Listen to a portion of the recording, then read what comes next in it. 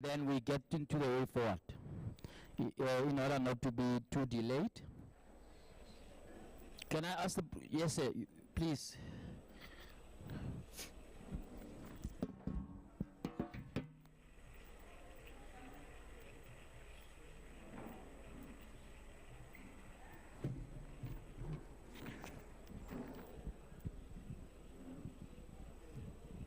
Thank you.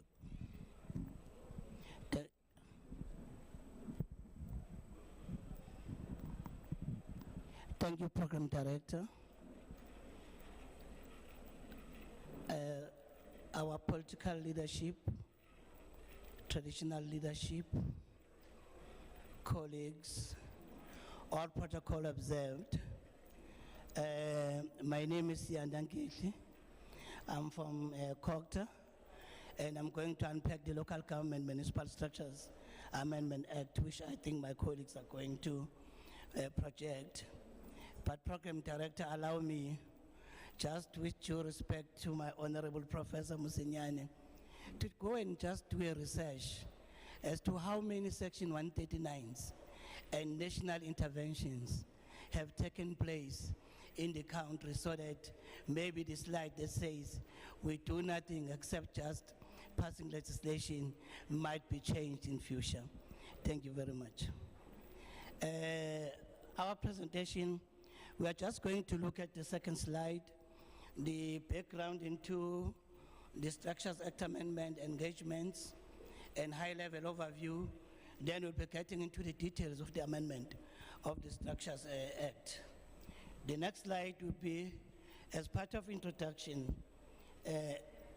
is that in an effort to ensure that governance is enhanced and that accountability in municipal councils is improved, the department, in partnership with stakeholders, proposed interventions in the Local Government Municipal Structures Amendment Bill. These interventions, amongst others, include empowering the municipal council speaker with additional functions to ensure that the council effectively fulfill its various responsibilities, the establishment of municipal public accounts committees, and beefing up the code of conduct for councillors, which has now been migrated from the Municipal Systems Act into the Structures Act. Next slide, as part of background, initially, the amendments to the Structures Act were mostly related to proposals from the IEC, which were informed by challenges they had to experience by the IEC in administration and management of local government elections. Program directors who can see how many by-elections just before elections that are taking place, which prompted the IEC to propose those amendments. Just in 2016, in red, we had 537 by-elections. So that's why the IEC proposed amendment to the Structures Act. But apart from that, our department, SALGA provinces, and some municipalities made some proposals, am I audible? Yes, made some proposals just merely to promote sanctity and to strengthen oversight and governance in municipalities. These amendments were also informed by various consultative processes and engagements with the stakeholders. If you can see there in the next slide, you can see that there were a lot of consultations in the Northwest as such, that were conducted by TICOP and the IEC as well in terms of how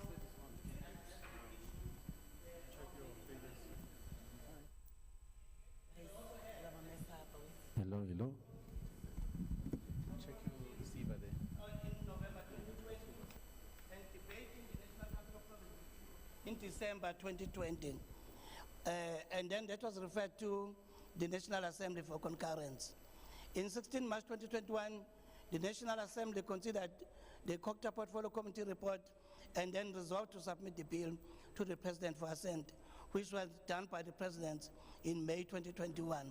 That's why today, honorable councillors, we have the Local Government Municipal Structures Amendment Act number 3 of 2021. In terms of the high-level overview, next slide, we've got 39 sections that have been amended in the Structures Act. Some part of them are related to electoral matters, as you can see in green. Some have to deal with governance matters, which are reflected in blue, and then the others are just technical matters which were just meant because of the amendment of legislation that we need to amend them. Getting to details, Section 1 is merely because there were various dates that were considered by municipal councils as to when a councillor assumes office after election. So as a result now, we've got in the definitions, the date declared elected. So now the date of declaration of the results by the IEC is the date of assumption of duty by a councillor. So now there's no gray area as to what others used to say. Some councillors will say the councillor assumes office on the date of election. Some will say date of publication of results, and some will say first council meetings. Now is the declaration of results by the EC that determines that the councillor now is in office. There are other definitions there which you can see. I'm not going to deal with them, Program Director, because they are explained in the ensuing slides. Section 2 amends Section 6, the district management areas. During year 2000, district management areas were declared by the Municipal Demarcation Board, and that was withdrawn by the MDP in 2008. So what now has happened, the issue of DMAs in the Structures Act is obsolete. That's why now that has been amended. So it's deleted in the Act. It's a technical deletion. Program Director, for the saving of time, wherever I come to district management areas, I just say district management areas, I'll explain, it should be because of this explanation that is in the Act deleted in the ensuing slides. Also, the next one is dealing about the various type limitations that the plenary type of municipality was having. So this was to do away with the plenary type of municipalities. Maybe for those that maybe are not familiar, I'm not sure whether we did have these municipalities in the Northwest. In the plenary type of municipality, council elects the mayor, but the mayor is also a speaker of a municipal council.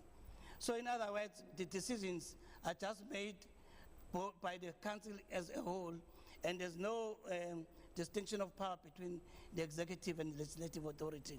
So these challenges they were experienced, which are limiting the executive authority to the full council, and then that way it is unable to delegate executive responsibilities to an individual councillor or to any of its committee. Now the Act was amended. We won't be having any plenary type of municipalities in the country as a whole now. It's no more in the Act. Program Director, to save time, when I come to plenary municipalities, this will be the explanation. I just say plenary municipalities, and then we'll pass that slide. The next slide has to do away with the district management areas, as I said. Section 7, to deepen democracy, it was felt that there must be a minimum of 10 councillors in a municipality. And also, the Act was amended to address that large, expansive municipalities sometimes, due to the small numbers of registered voters, do not have adequate number of councillors to represent communities. So Section 7 amended Section 20, now which says, prescribing a minimum of 10 councillors for any local or district municipality. That's the minimum number of councillors now we'll have. And also it addresses that a deviation in terms of Section 3 may be no more than 20% if the geographical size of the local municipality is greater than 20,000 square kilometers in a municipality. Let me just give you an example why that amendment was. As you know, the previous legislation was only allowing the MEC to deviate by 10%. But now it was not taking into consideration very broad municipalities in terms of square kilometers with less registered voters. If I can give an example, look at one, the David-Kreppen municipalities in the Northern Cape. If you look how big that municipality is, it's 44,000 square kilometers, but it has got only 59,000 registered voters. In terms of the previous legislation, that municipality could only be entitled to only 30 councillors, and with the deviation could be only 33. But now with accommodation of 20,000 square kilometers, the MEC can deviate further and add another 3 to make it 36. The reason for that, if you look at the city of Joburg, The city of Joburg can fit 27 times to the size of that municipality. So a councillor in that municipality has to travel longer than a councillor in Joburg to service the constituency. That's why that deviation had to be done. And the Gauteng province as a whole could fit in that municipality size 2 times. So it shows that we're trying to address the unfairness in terms of special consideration. Section 89 is meant to avoid that a councillor that has been removed from office by the MEC for the breach of the code of conduct immediately thereafter become a councillor. It also inserts a provision that indicates that the code of conduct applies to every member of the municipal council. This was just meant to address the issue whereby the MEC was becoming a mockery when in terms of the responsibility, because the other act could not stop the councillor from standing just immediately after the MEC is removed.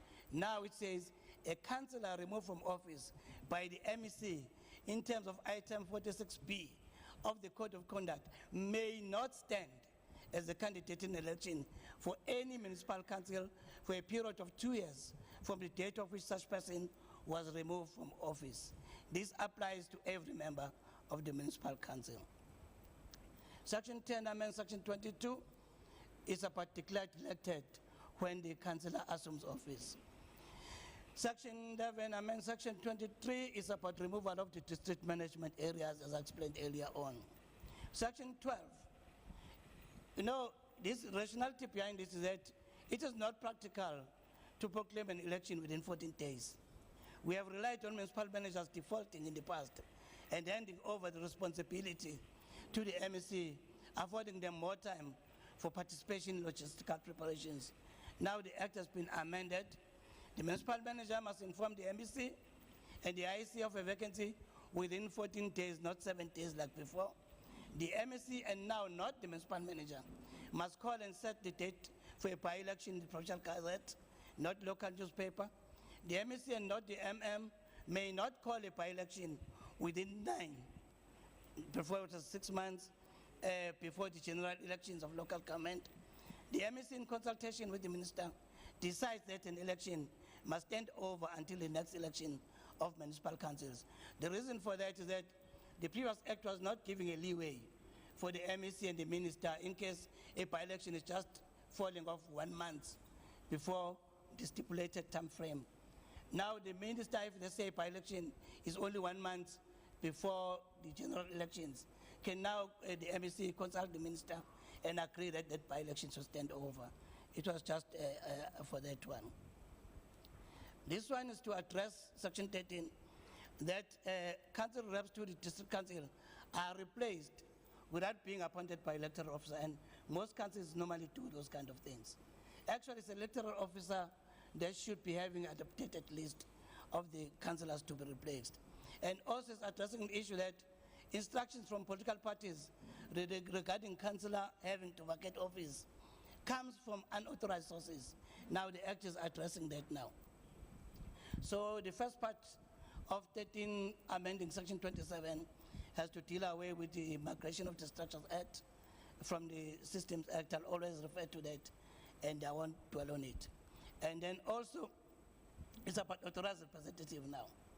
For the purpose of this section, only an authorized representative as defined in the Local Government Electoral Act may inform the municipal manager that a vacancy has arisen as contemplated in subsection 1 and C.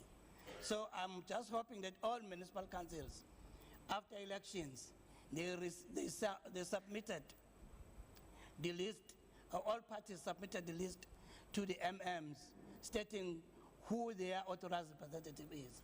Because if there's a vacancy, it's only that person that the party can send whom they authorize to inform the MM that there's a vacancy, not anybody else. Sometimes municipal operations are brought to a halt by refusal of a speaker or acting speaker or municipal manager to convene a meeting of municipal councils. Now, the act has been amended to allow the MEC to designate a person to call a meeting in instances where speaker or acting speaker refuses to do so, We used to have a lot of these complaints, so the act has been amended now. The MEC can do that. Section 29 is just a migration from the Systems Act about the notice convening meeting. Just because it fits better with the Structures Act, it has been moved.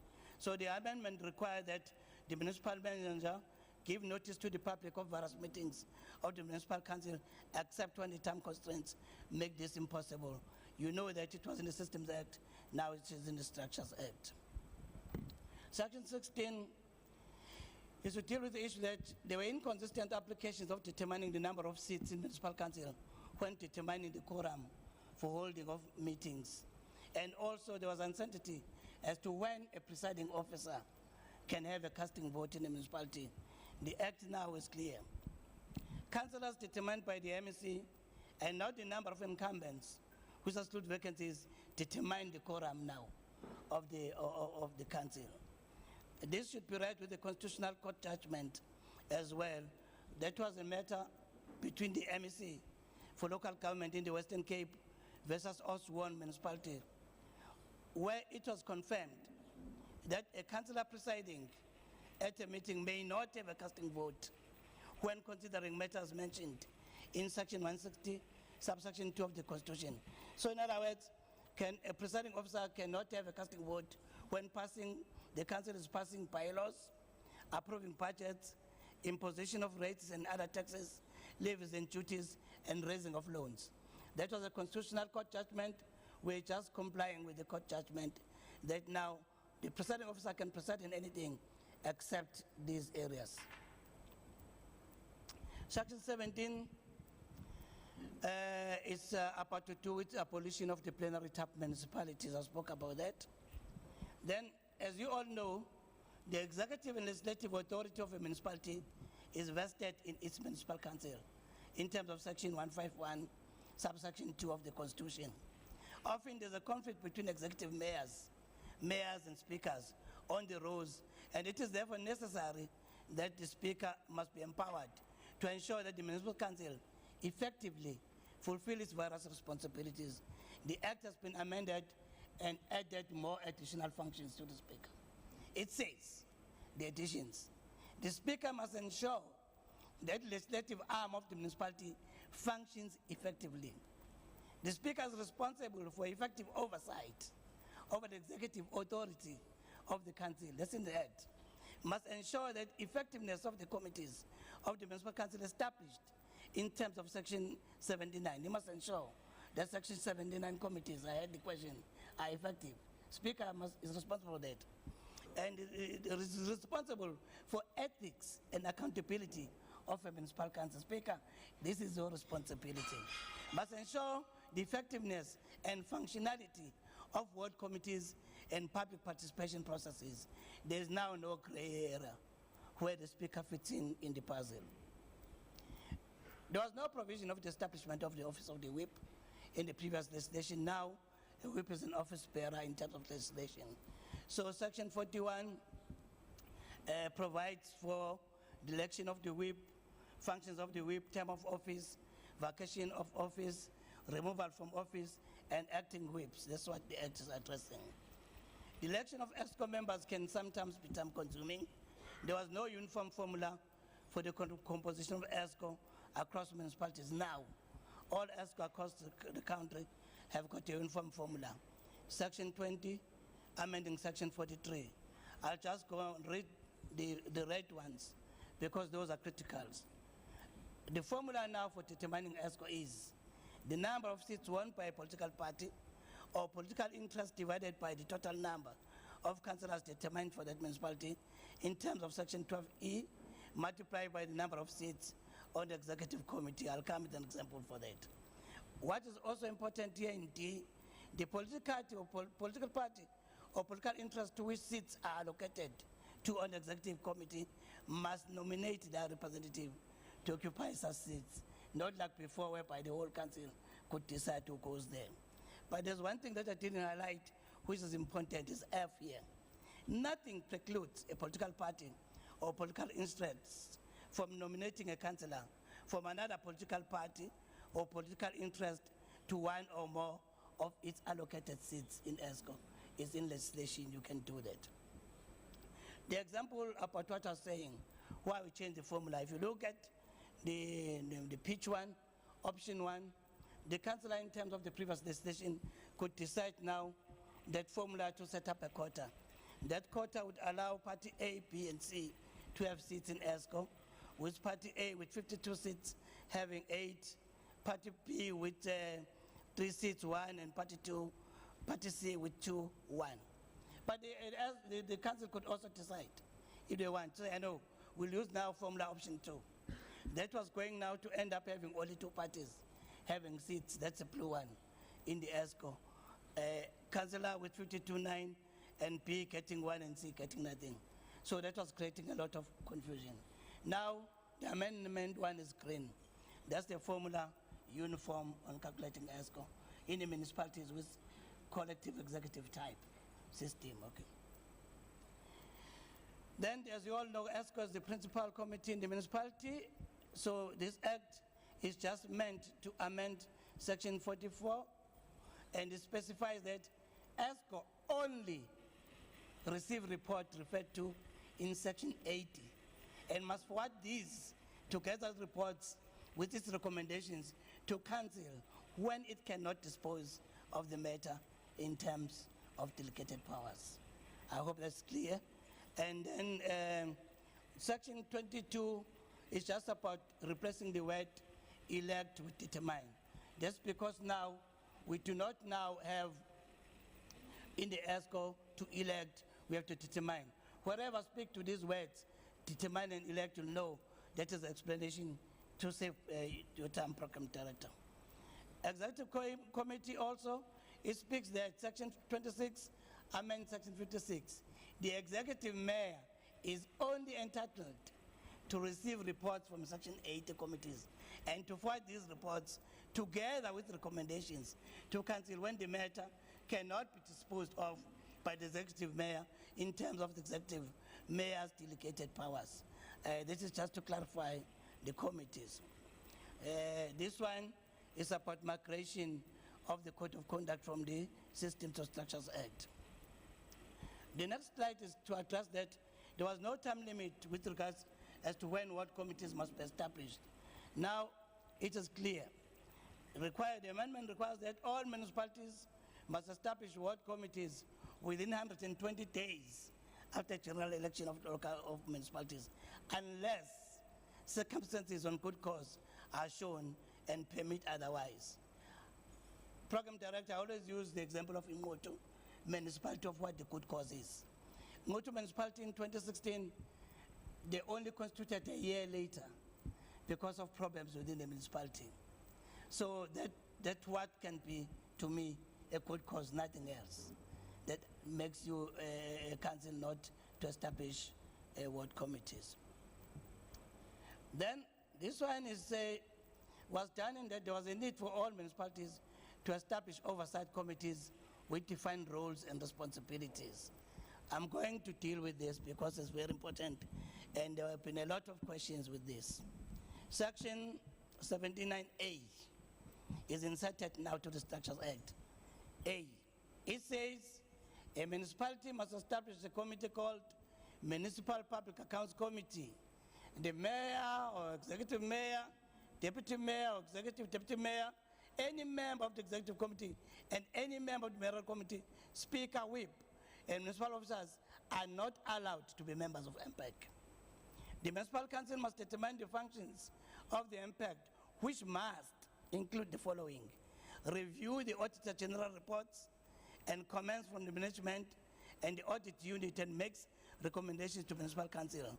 Review internal audit reports together with comments from the management and audit committee and make recommendations to the municipal council. Initiate and develop the oversight report contemplated in terms of section 129 of the MFMA.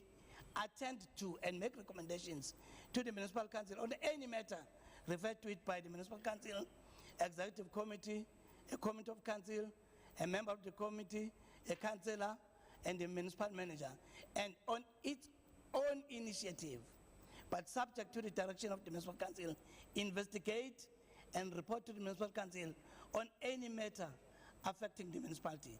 That's the function of the MPAC. But what is very important, reports of the MPAC must be submitted to the speaker, who must table such reports in the next meeting of municipal council. So if the speaker gets it now, it doesn't skip the next council meeting. The report of the MPAC must be tabled to council meeting. That's very important. That's why I had to go through the understanding of the MPAC.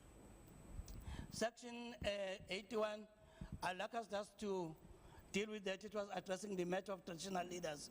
But as you know that now, there's a Traditional and Cause and Leadership Act.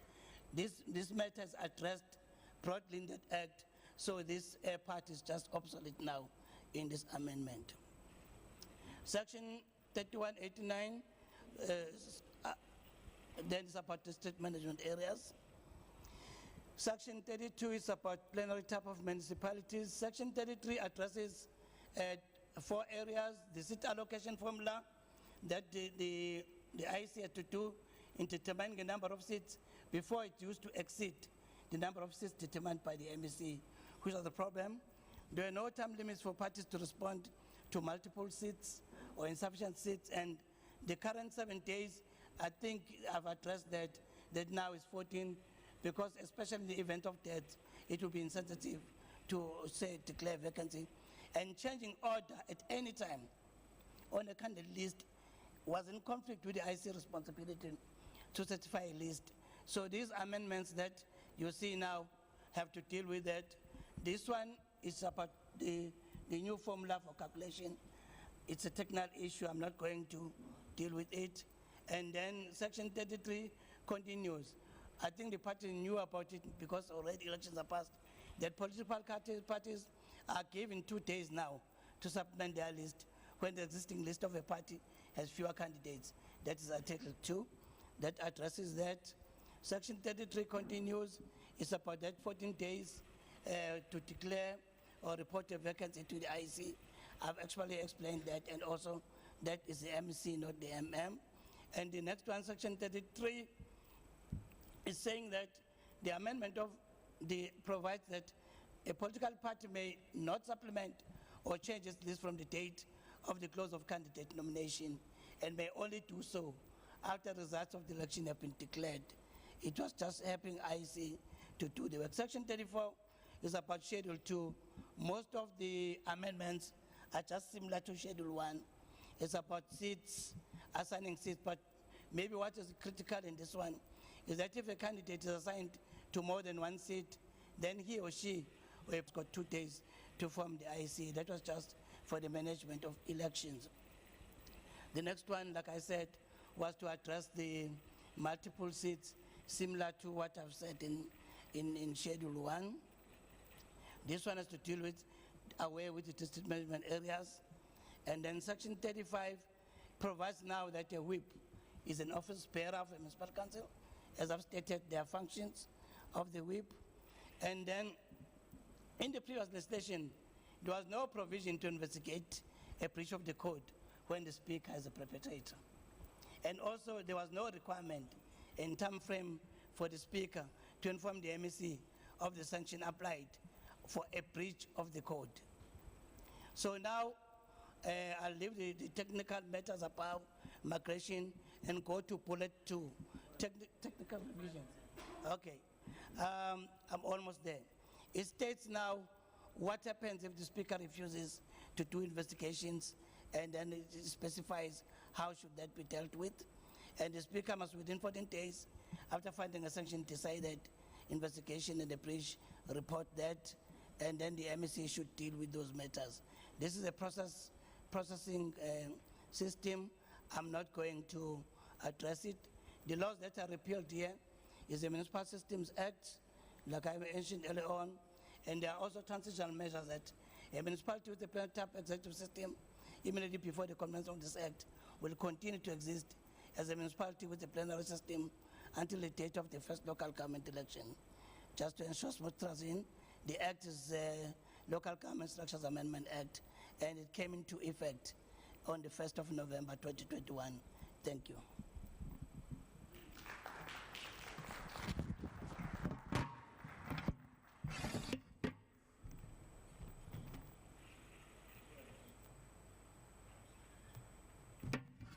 All right, let's give him a round of applause.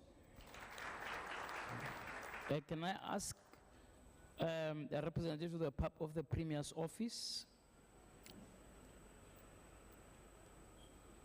I think it's Lebogang Mautla, to come and give us a presentation. And then after that, we'll get the representative of Salga.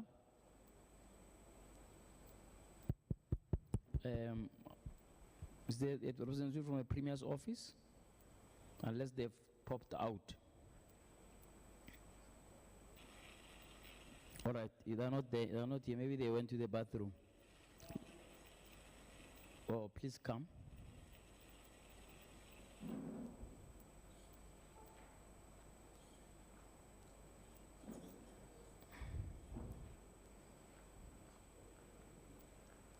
Okay, we're going to take questions after all the speakers before we get into way forward.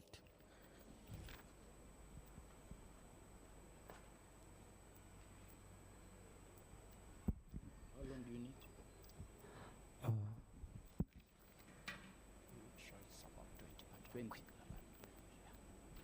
Thank you, Program Director, the Honorable Executive Mayor, the Speaker, Member of Mayoral Council, all councillors, traditional leadership,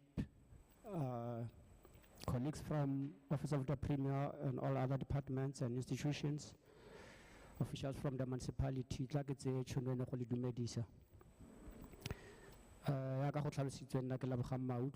Public Service Commission, not Office of the Premier, Prof. It's a Public Service Commission. If you can just flag the presentation there.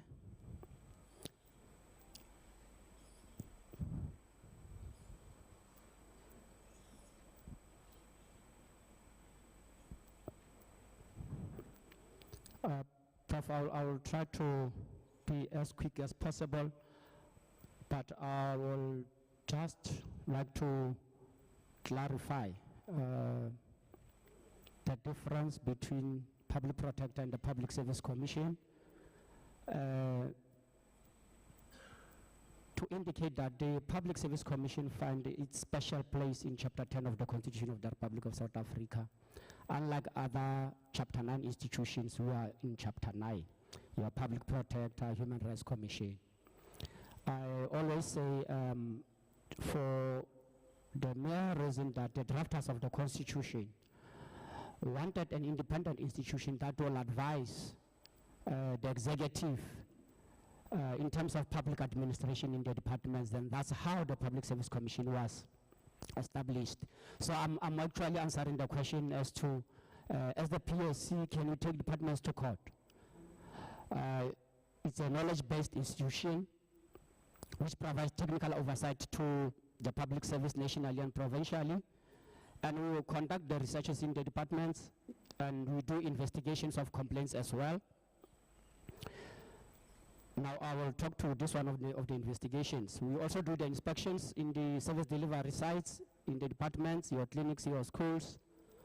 And we also do the monitoring and evaluation. And we report to the legislature and the executives. That's how we compile our reports, because they should be used by legislature and the executive to make decisions in their departments. Now, the PSC's mandate, we were given the responsibility by Cabinet to manage the National Anti-Corruption Hotline through the Cabinet Memorandum 45 of 2003 in August 2003, where whistleblowers can report the act of corruption and maladministration. The toll-free number is 800-7171. I think it's contained in most of the documents that we were provided with this morning when you arrived. Now, specifically, the PSC is mandated in terms of Section 1964 to either on its own accord or on receipt of any complaint to investigate and evaluate application of personnel and public administration practices and to report to the relevant executing authority and the legislature. Public Protector doesn't report to the relevant EA, but he does the remedial action. Now, the PSC, that's why I always say, we were established to support the executives, the HODs, and the public servants. That's why we deal with their grievances as well as the complaints that when they were dealt with internally, then the MEC feels that if the complainant or the aggrieved still remain dissatisfied, then they should be referred to an independent institution for further investigation. We are also responsible for promoting the constitutional values and principles. One of those constitutional values and principles is the high standard of professional ethics must be promoted and maintained. Now, just to give you a background, Prof, the South African government committed to confront corruption, and there were a number of legislative and institutional measures that were brought into place around the years 2004, where some of the legislations were passed, the Prevention and Combating of Corrupt Activities, the Promotion of Access to Information Act, and the Protected Disclosure Act. Now, on an ongoing basis, the government also developed measures to mitigate corruption, because on a daily basis it changes. You will remember that in the past, only HODs were doing their financial disclosures to the Public Service Commission. Then that disclosures, it was now required of the senior managers in the departments to also do their financial disclosures. For one reason, because the senior managers of the departments were actually doing business with the state. They were actually giving tenders to themselves, to the companies that belongs to themselves in the departments that they are working for. So that's how on a daily basis we'll see new measures being put in place to deal with corruption. Now, one of those measures was also the National Anti-Corruption Hotline, which is managed by the PSC, where whistleblowers in the public service, the public as well as the third parties associated with the public service can participate in reporting corruption. Now, one of the obstacles that is faced in the fight against corruption is the fact that individuals are often intimidated to speak or blow the whistle on corrupt and unlawful activities they observe occurring in the workplace, despite being obliged to do so in terms of their conditions of employment and Employment Act and the Code of Conduct for the Public Service. Now, often those who report corruption are victimized or intimidated and have little recourse. However, callers to the National Anti-Corruption are guaranteed anonymity, because you can request to remain anonymous. There is no tapping of the cell phones, and the information is just kept secured. Now, the call center also provides sufficient and accurate information for the referrals and provide feedback to the callers via the tracking reference number. When you call the National Anti-Corruption Hotline, you will be provided with the call case report number that you should use when you are checking progress with your matter with the hotline. Now, departments also have an obligation in respect of their role in the National Anti-Corruption Hotline, because they should also keep the database of the cases and ensure confidentiality of information referred, and they are also required to investigate complaints referred to them through the Office of the Premier. What is happening in the Northwest is that when cases are received from the National Anti-Corruption Hotline, which is based in our national office in Pretoria, they are now channeled to the Office of the Premier through the Provincial Office of the PSC. Then those complaints are then referred to the Office of the Premier, which will keep database and refer the complaints to the different departments. Now, whistleblowers also have an obligation to only report corruption-related cases relevant to the public service, and they should reasonably be sure of the factual information that is being reported. Now, the information of frivolous nature should not be reported, or the information referred to the NACH, which is only based on hearsay or perception, and that has no factual or evidentiary evidence, and should not use the NACH to pursue personal agendas. Because what we normally see is that we see that there's a high number of cases that are reported to the National Anti-Corruption Hotline, but some of the cases do not have facts. It is also important to note that there is no reward for making a public interest disclosure, even if the disclosure is provided, is proved to be true, and disclosures are made in the interest of the good governance and the promotion of corrupt-free society. I don't know if SAPs are still doing that. If you can give them information on the suspect that they are looking for, if they are still doing that offering of the rewards. Now, although the National Anti-Corruption Hotline was set up for the reporting of corruption cases, cases on service delivery are also reported through the National Anti-Corruption Hotline. Some public servants also report the personal grievances through the National Anti-Corruption Hotline. Private sector matters, where there was an agreement between private parties, are also being reported through to the National Anti-Corruption Hotline. Now, all attempts have been made by the Commission to ensure that such cases are referred to the relevant institutions or call centers. You know, your presidential hotline, the service delivery complaints call centers in the offices of the premiers in other provinces. Now, cases are also generally referred directly to the departments involved and also to the institutions that have the mandate to investigate such cases. Cases that belongs to the municipalities are referred to the public protector. Public Service Commission's mandate does not cover local government. So we do not deal with complaints that emanate from the municipalities. So if there's any corrupt-related corruption in a municipality, it will not be investigated by the Public Service Commission, because we only investigate complaints that emanate from the provincial departments and the national departments. So we've got a memorandum of understanding with the public protector, because they do have a mandate over the municipality. So they are the ones who are dealing with those cases.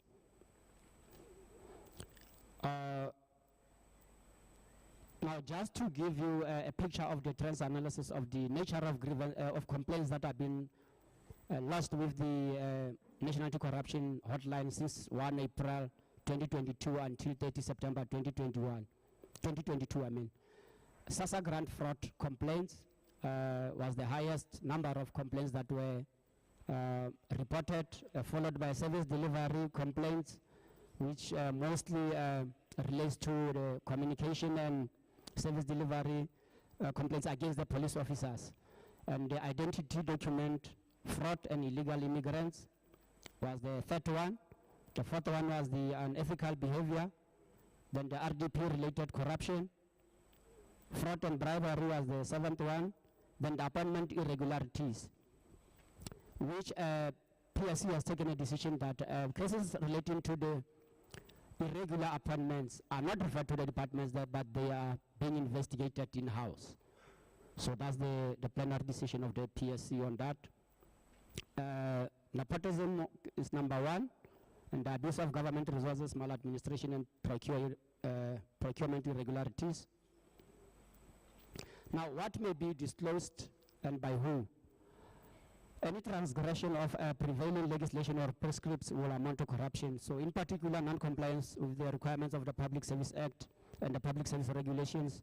In the municipal setting, then it will be the Municipal Systems Act, then the Municipal Structures Act. And also the non-compliance with the Public Finance Management Act or the Municipal Finance Management Act. And all other transactions of the Code of Conduct for the Public Services contained in Chapter 2 of the Public Service Regulations. Then for the municipalities, then it will be the Code of Conduct that the colleague have talked to earlier on. Now, the forms of corruption that should be reported initially when the National Anti-Corruption Hotline was established should be relating to bribery, nepotism, embezzlement, fraud, abuse of power, omission of the duties, extortion, conflict of interest, and insider trading. Now, a disclosure may be done by anyone, whether that person works for the public service or not, or by any person who knows of any misconduct which is against the public interest. Now, that person is obliged to provide sufficient information to permit investigation of the allegations. We normally get situations where the public will be asking as to the progress on the cases that they have reported through the National Anti-Corruption Hotline. But whistleblowers also do not give more information that can easily be analyzed at the initial stages by the investigators to can conclude the terms of reference to decide whether to proceed with the investigation or not. Because sometimes you receive a cold case report that just says I'm reporting Lebogang Mauka, who was irregularly appointed. So that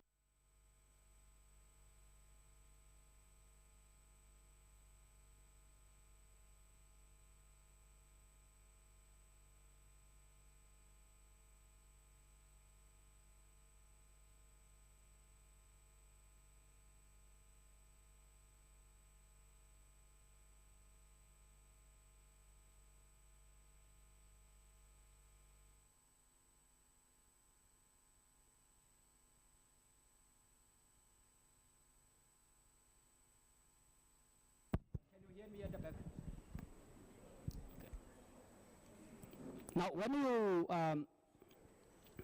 report cases to the National Anti-Corruption, you are requested to at least provide the names of the people who committed the wrongdoing, or the description of the department, a person, or the organization.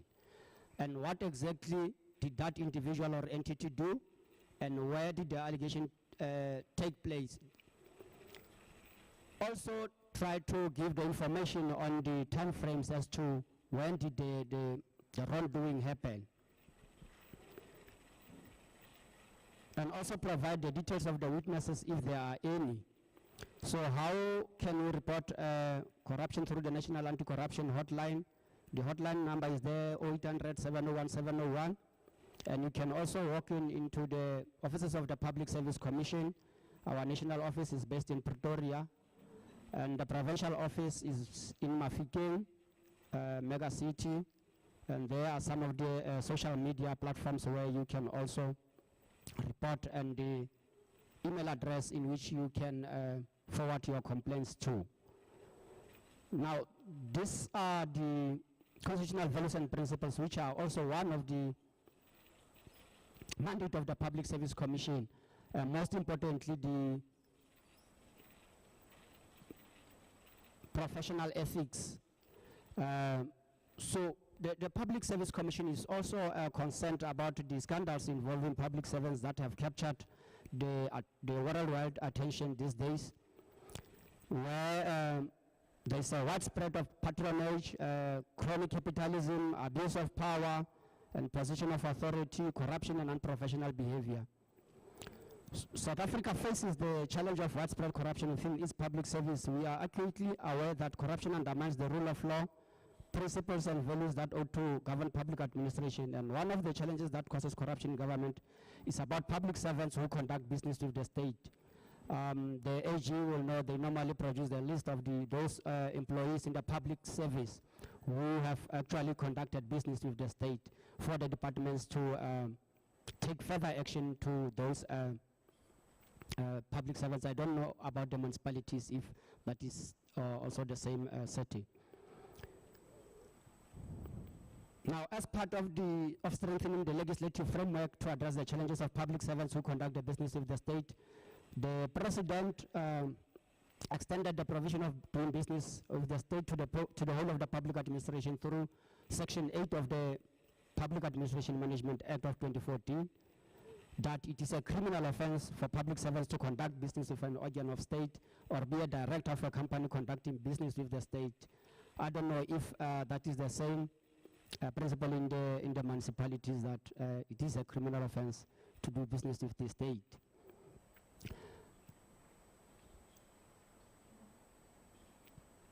Now, the PSC has also observed that in many instances where irregularities occurred in the public administration, the employees involved allege that they acted on unlawful instructions from executive authorities or senior managers.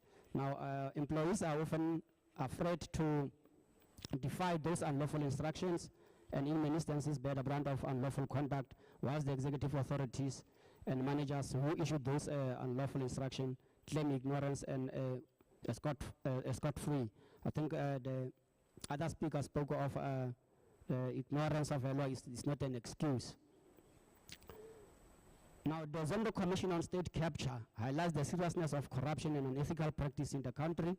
One of those key issues is the issuing of those unlawful instructions by the executive authorities and some senior managers with influential position in government.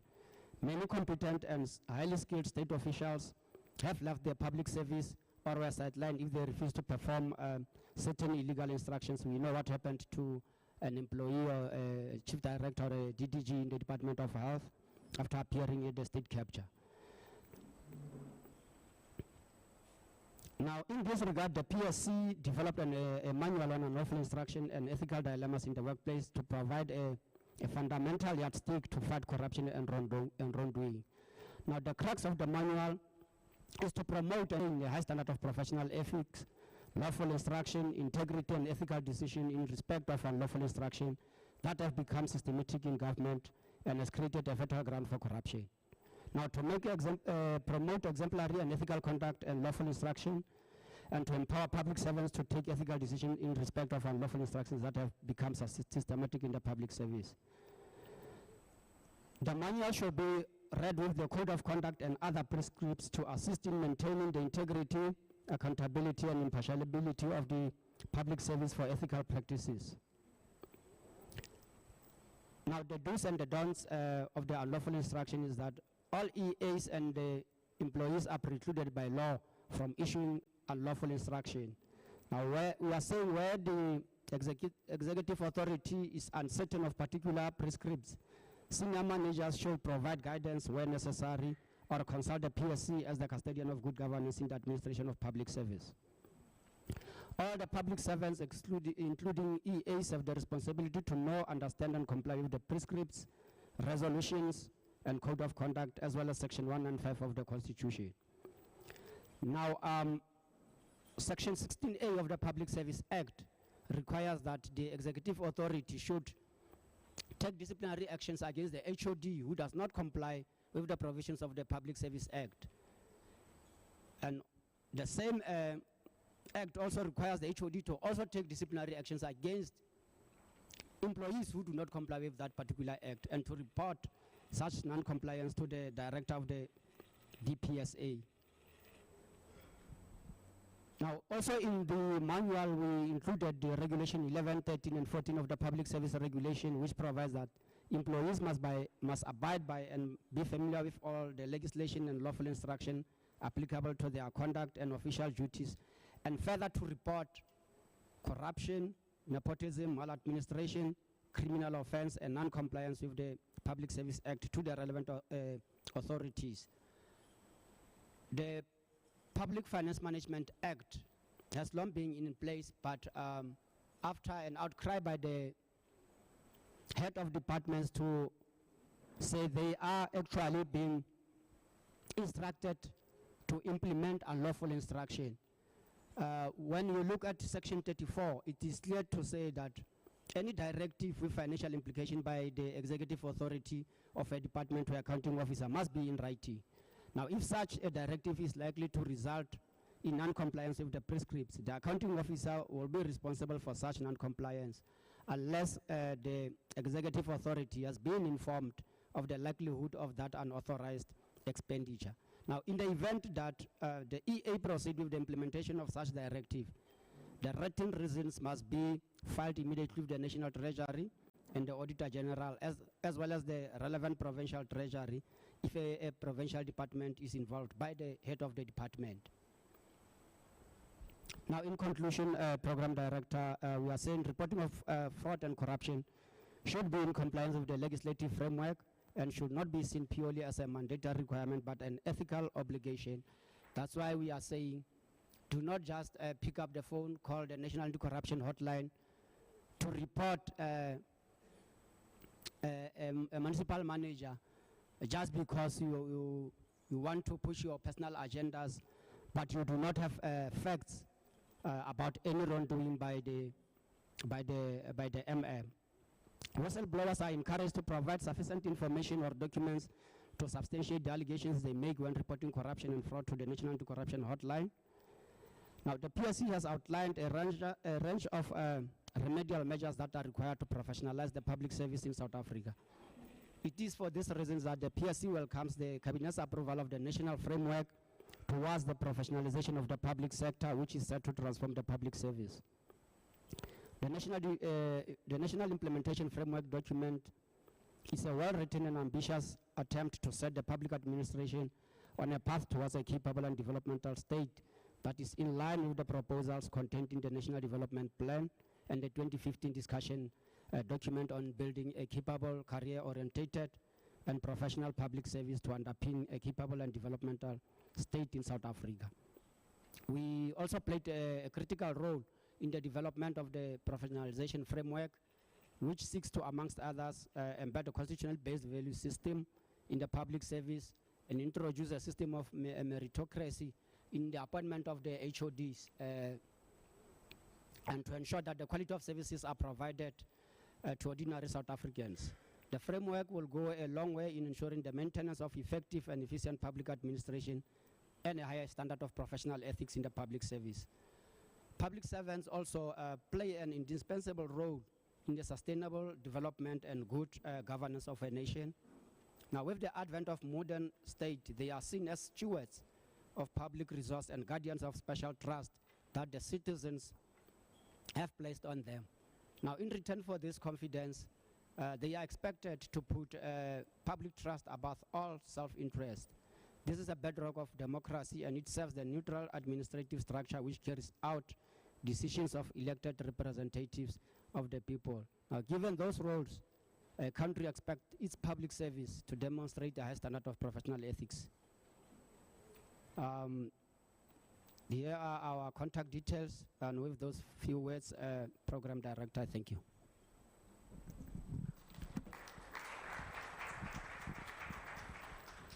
Sit here in case you've got questions.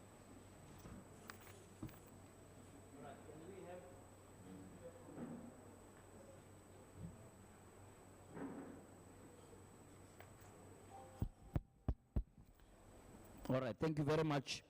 We'll now have the speaker from Salga, Datera Mule. Let's welcome him. Welcome him with some claps. How long do you need? Around 20, 25 minutes. Yeah, keep it brief because we're gonna lose people. I want you to engage them more. Yeah, thank you very much, Program Director. Leadership, good afternoon, colleagues. Yeah, let me quickly advise on the role that SALGA does. We exist to transform local government to enable it to fulfill its developmental mandate by doing the following: by lobbying, advocating, and representing issues of municipalities. We are an employer body for municipalities. We build capacity of municipalities. We support and advise municipalities. We profile municipalities strategically. And lastly, we are a knowledge hub of municipalities. I thought we should share that so that when we converse about SALGA, we should know what SALGA is actually about. Yeah, we put together a presentation. We wanted to be very close to where things are happening, very close to the concept and theme of the day. We termed this presentation Fraud and Corruption, Twin Dilemmas Confronting Good Governance. Yeah, so let's move now. What appears before you is what I call a reminder to humanity. Councillors and colleagues, Albert Einstein once said, "The world will not be destroyed by those who do evil, but by those who watch them without doing anything." That is what Einstein left for us. And in the next slide, we go and look at our vision, the Vision 2030 NDP, which says by 2030 we should be a zero tolerant a country to corruption. It says by then, 8 years to come, we will be a society in which citizens do not offer bribes and have the confidence and knowledge to hold public and private officials to account, in which leaders will have integrity and high ethical standard. We are 8 years away from that moment. It talks about anti-corruption agencies which should have resources, independence from political influence, and power to investigate corruption, and their investigations should be acted upon but not put aside. It identified the following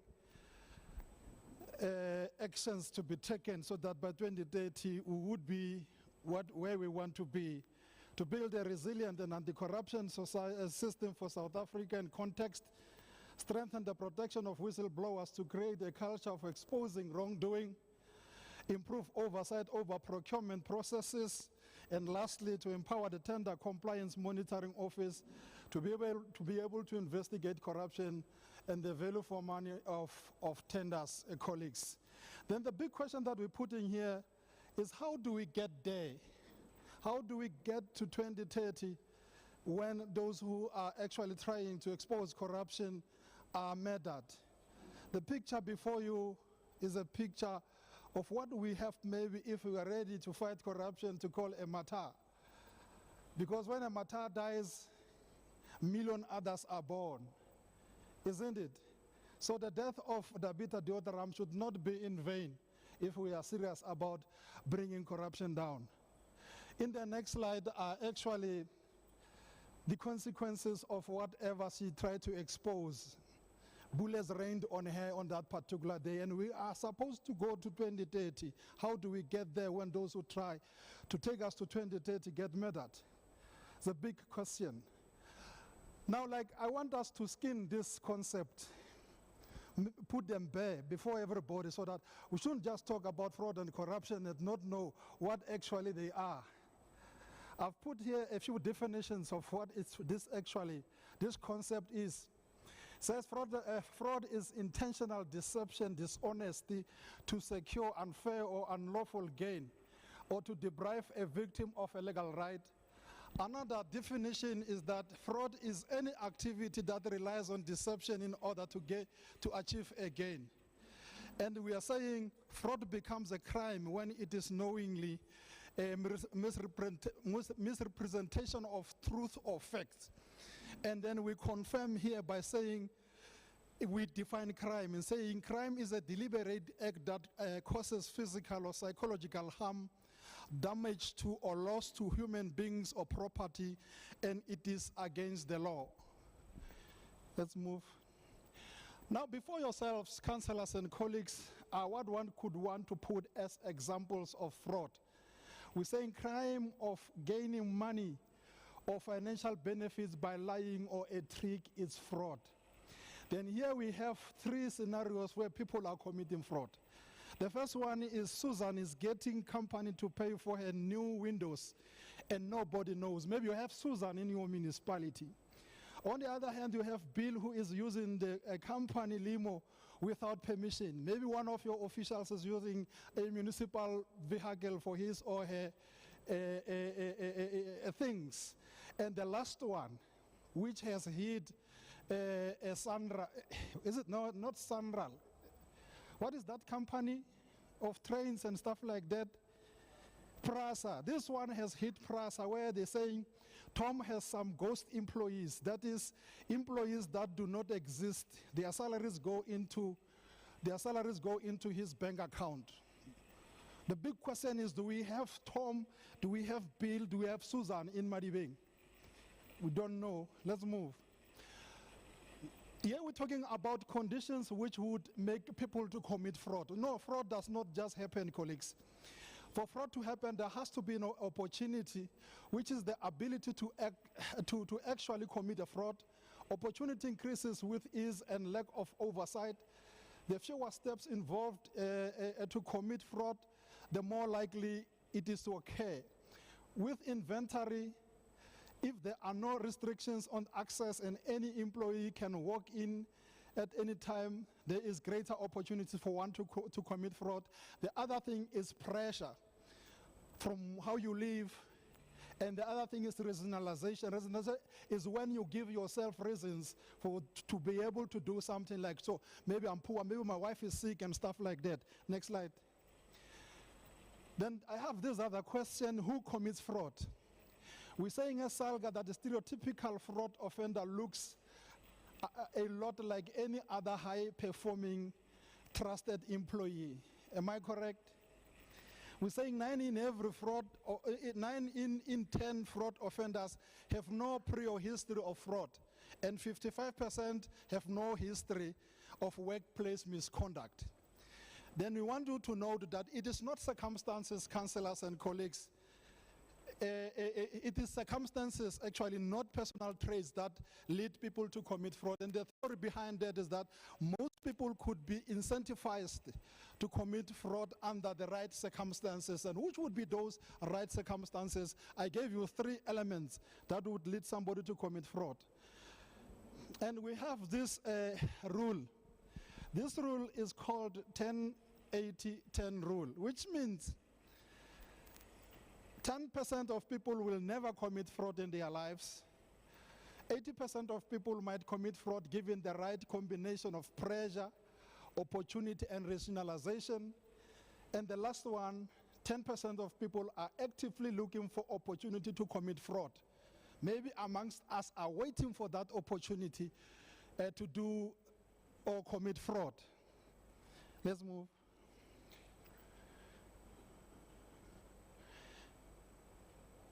Yeah, I think we've spoken about motivation to commit fraud. So most people won't tend to employees theft without a compelling reasons. However, the right motivation can tempt otherwise trustworthy employees to consider cheating their employer or friend or organization. There are many different motivations for fraud and may include the following. If in your circumstances or circumstances of your friend, there's sudden changes in their life, a partner's job is lost, a medical bill, a sense of being wronged, being passed over for a promotion or denied a raise, you can give yourself those reasons, a means for surviving. And latest, which is actually a lot of people's problem, status pressure. This means feeling compelled to keep up with peers earning or spending. Even stuff that you drink might put you under pressure to want more money than the money you have. The other one, like we talked about, opportunity. Opportunity is a chance to commit fraud without being caught. We're saying opportunities for fraud can occur whenever oversight and monitoring are absent, they are not enforced, they are inactive, they are unmonitored, then fraud can happen. Now let us look at this slide which says no matter how disgruntled or desperate your employees might feel, they can only commit fraud if they are given the chance or opportunity to do so. Standardized processes and rigorous oversight procedures are key to keeping your operations invulnerable to fraud. However, it is not enough to just put these systems in place, councillors and colleagues. The opportunity for fraud still exists if security protocols, like when you enter Madibeng building, you just walked through without being searched. I was carrying my big bag, no one searched me. Then the big question is what's happening in the municipality if I could pass when I come here occasionally. It's also essential to have a plan for what happens after violation is detected. We heard that there are cases in Madibeng where violations were detected but nothing has happened. We're saying if violations are not met with real consequences, employees are more likely to take chances in hope that they will be able to fly under the radar like the same, like the previous time, that I did it, I can do it again. I think we spoke about the rationalization where we said that even when people have motivation and opportunity, most will not choose to act unless they can justify to themselves why their fraud is okay. We're saying even those who could be incentivized to break the law, given the right motivation, usually wouldn't be willing to do so if it meant they were harming someone else. But the other thing is that when it comes to defrauding a municipality, many fraudsters can convince themselves that their fraud is victimless crime, that no one is getting hurt when I defraud a municipality.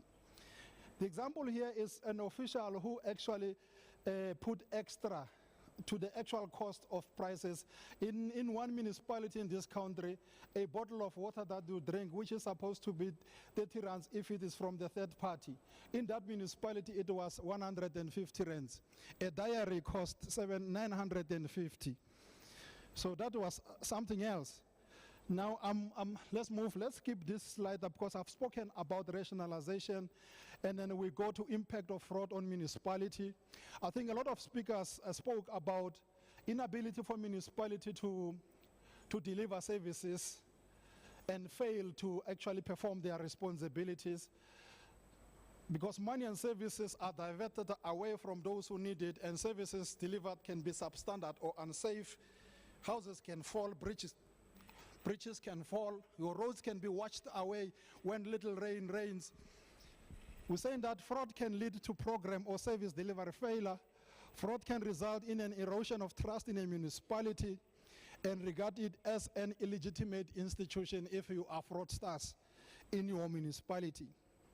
Fraud can lead to immediate and long-term environmental damage, like when now people today are renting mobile toilets, they are going to dump their waste somewhere, and as a municipality you have a bylaw that you do not implement. Where would that waste go? It will go to your rivers, it will go to your dams and pollute the environment. For you to clean that river, it's going to be costly. Next slide. Fraud is not victimless crime, colleagues and councillors. Fraud can be a traumatic experience that often causes a real, irreversible impact to victims.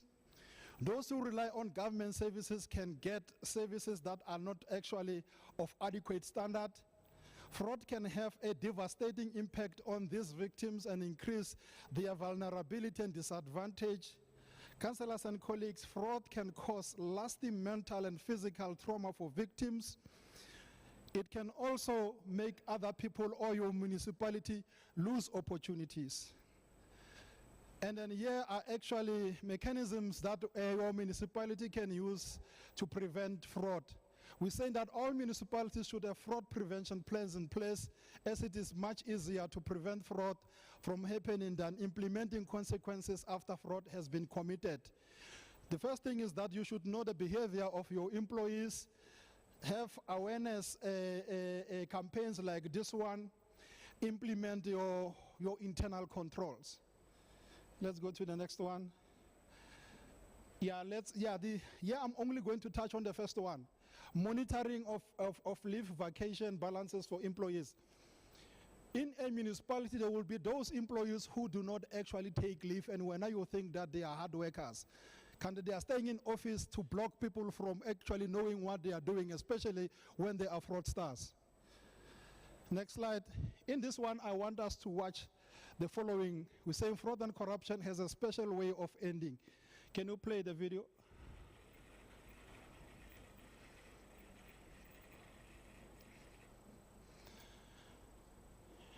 I wonder whether it will have soul. We call it black hole. Can we watch it carefully?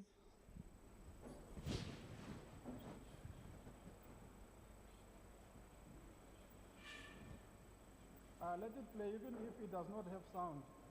People will watch. You can play.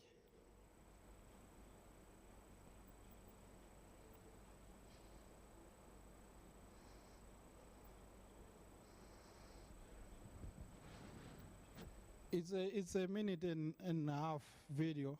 It's not too long.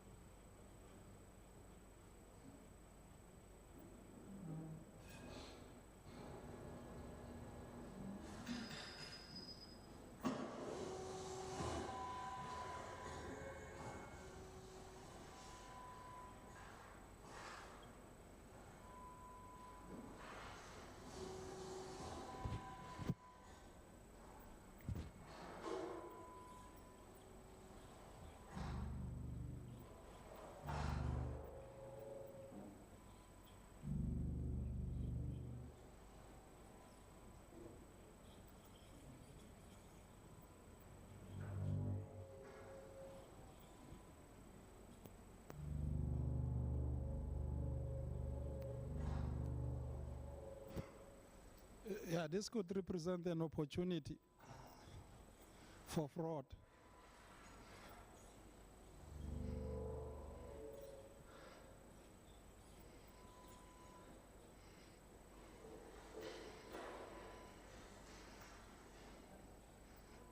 And remember, it's very alone in the office.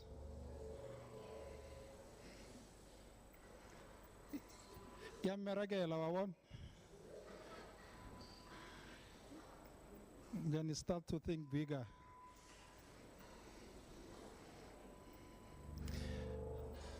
You see how it starts, very small.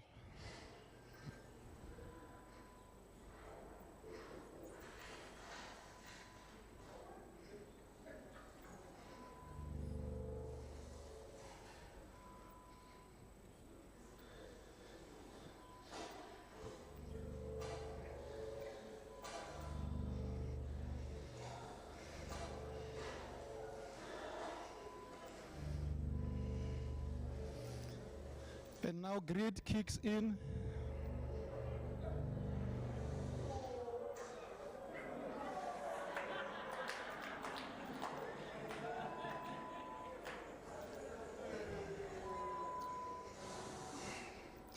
Yeah, that's how it will end if you don't stop.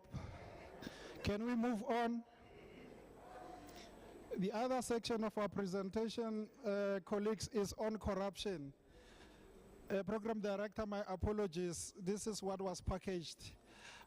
Three definitions of corruption in South Africa is known as improper use of public resources for private ends, including bribery and improper favoritism. Internationally, it's said to be the abuse of entrusted power for private gains, eventually hurting everyone who depends on the authority or the integrity of persons.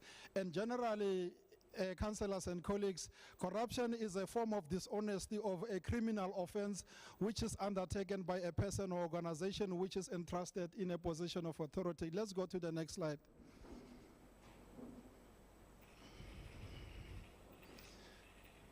Yeah, just like fraud, there are elements that makes corruption corruption.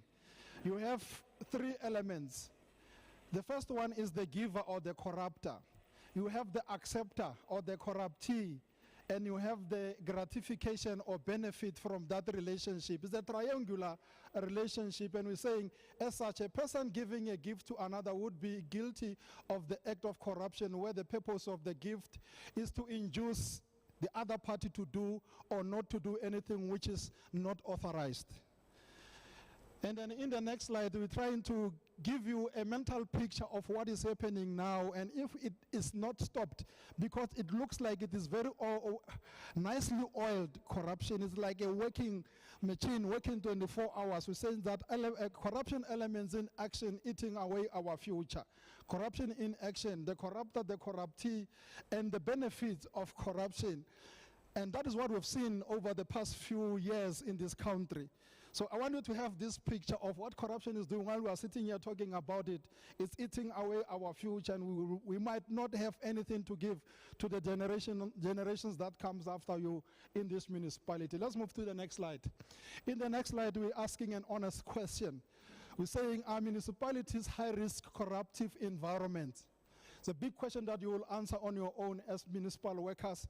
But I'm now giving you possible risk of corruption in your municipality, diverting public spending for other things that they are not actually meant for, artificial inflation to cost inflation of resources, inefficiently allocating contract given to people who don't know how to do the job, tender rigging. Are you not rigging tender in Madibeng? Allowing bribery or mismanagement, theft of energy, equipment, electricity, and many other things, unlawful tactics of land grabbing. We have stories about your land here. And lastly, tax invasion. And now I have what I call cost of corruption, 4 categories. Corruption in society. Can I request for 5 minutes?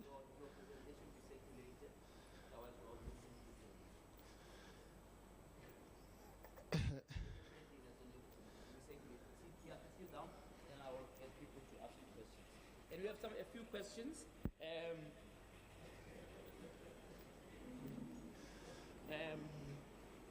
We advise.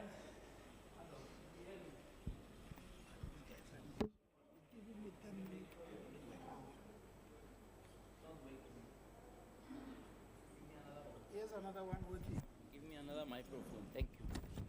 All right. So, yeah, thank you. I know that you are tired, but we have to push to the end.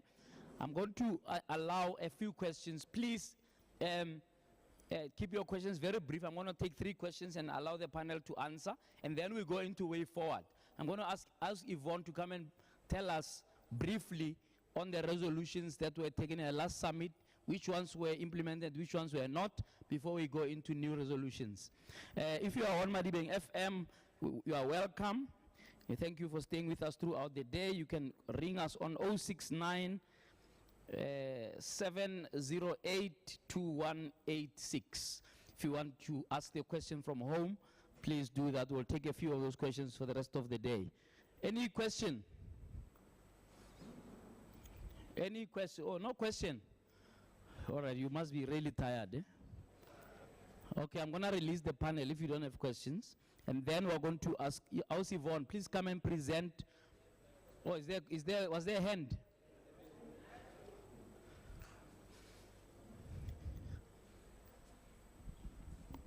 Thanks, Prof. I've got just a short question to COCTA, which relate to Section 79 committee. I heard you saying that in the establishment of MPECs, municipal officials are not supposed to be part of the MPECs. Now I want to understand or get you clearly as to how administratively the MPEC is going to perform its functions if municipal officials are not a party to that. Thank you. All right. Can we have a response to that? Please give them another microphone that works. Is there any other question I missed here?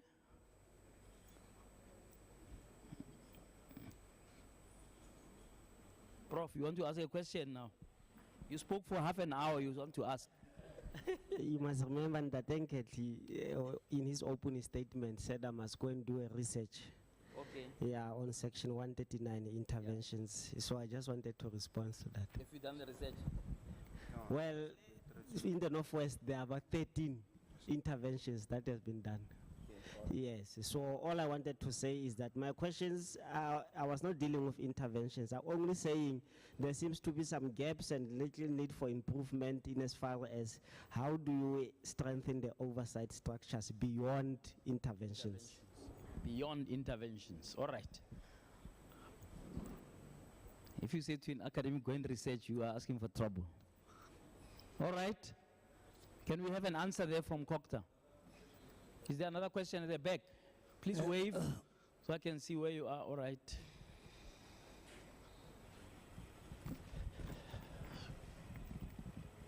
Okay. I have a question for okay. I have a question for COCTA. Why do they usually recycle MMs? The other one will be fired from the municipality. When there's an intervention in Mamusa, they are bringing that particular MM. Why do you usually recycling MMs unlike going to the youth? You mean MMs who have failed, or you mean those who have been successful? Those who have failed. So they're recycling MMs who have failed. COCTA, please, you are under fire from everywhere. Please answer briefly. Okay, this is the last question, Okay, Thank you very much. Let me start with the...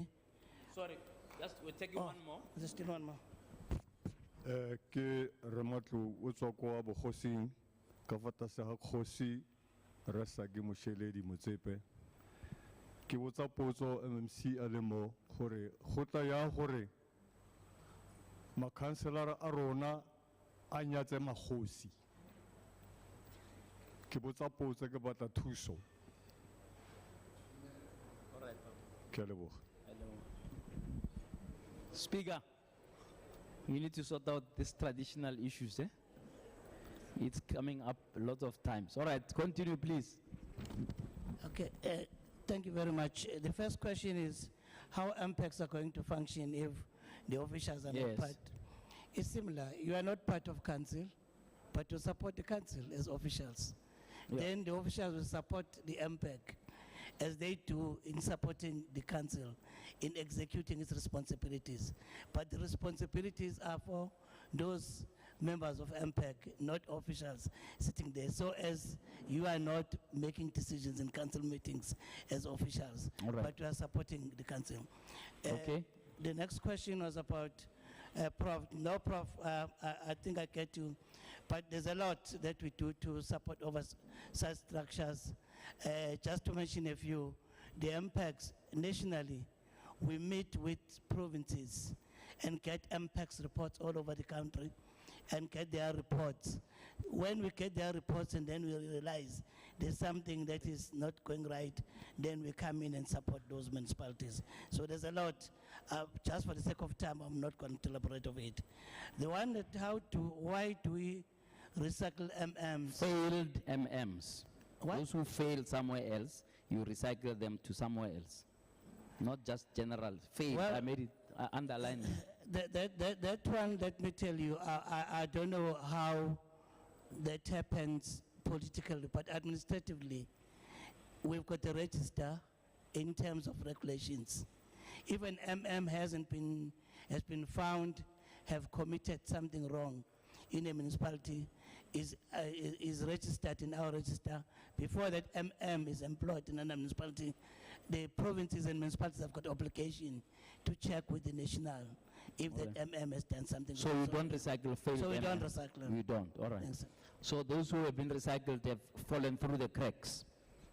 Yeah, Uh, can So I also that's- assist? That's what it would mean. Can I add on the capacity building of oversight structures?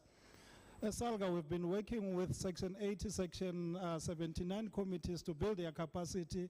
We work with what we call Troika, executive mayor, mayors, speakers, and whips on how to govern and govern correctly. Yesterday, I was in at Thabo Mofutshanyane. We had a meeting with the entire council. We also help them with delegation of responsibilities, terms of reference. Last week I was here in Madibeng to come and meet their Section 79 and 80. Unfortunately, a few only attended. And Chair, before I request, in the presentation I was doing, there are two last slides, which if I don't actually show to the audience, I will die. Can I do those two slides? I think you're going to die because we don't have time for the two slides.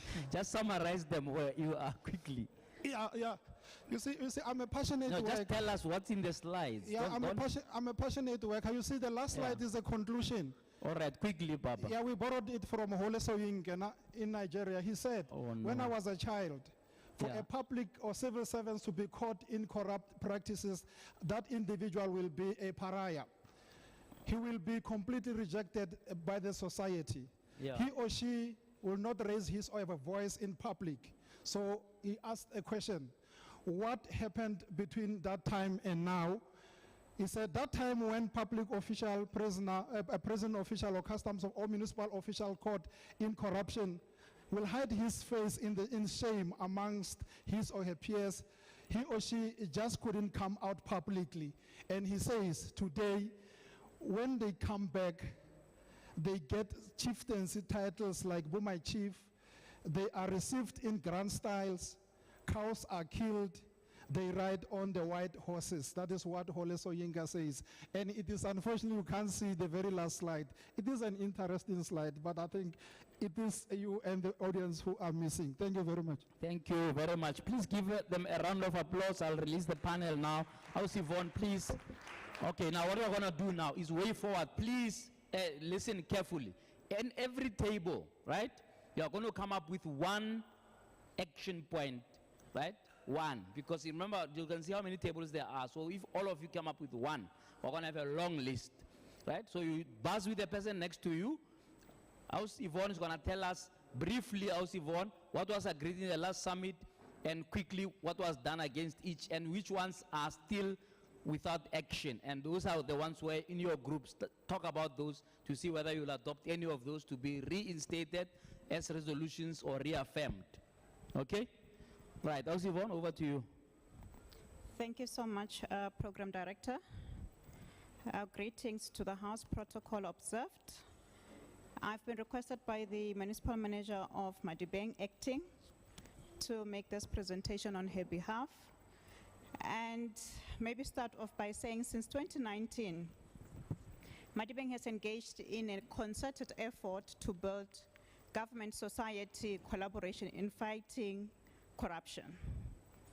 We acknowledge that without the support of business, religious organizations, civil society, and ordinary residents of Madibeng, Madibeng councillors and officials, there's aspiration to see Madibeng lifting the veil of corruption, breaking the culture of misfeasance where we have seen public officials acting to the detriment of service delivery will remain but just a dream.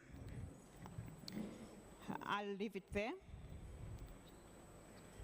So, Madibeng has received a list of concerns from communities which was raised in the past dialogue similar to this one and have since incorporated into its plans some of these resolutions for implementation.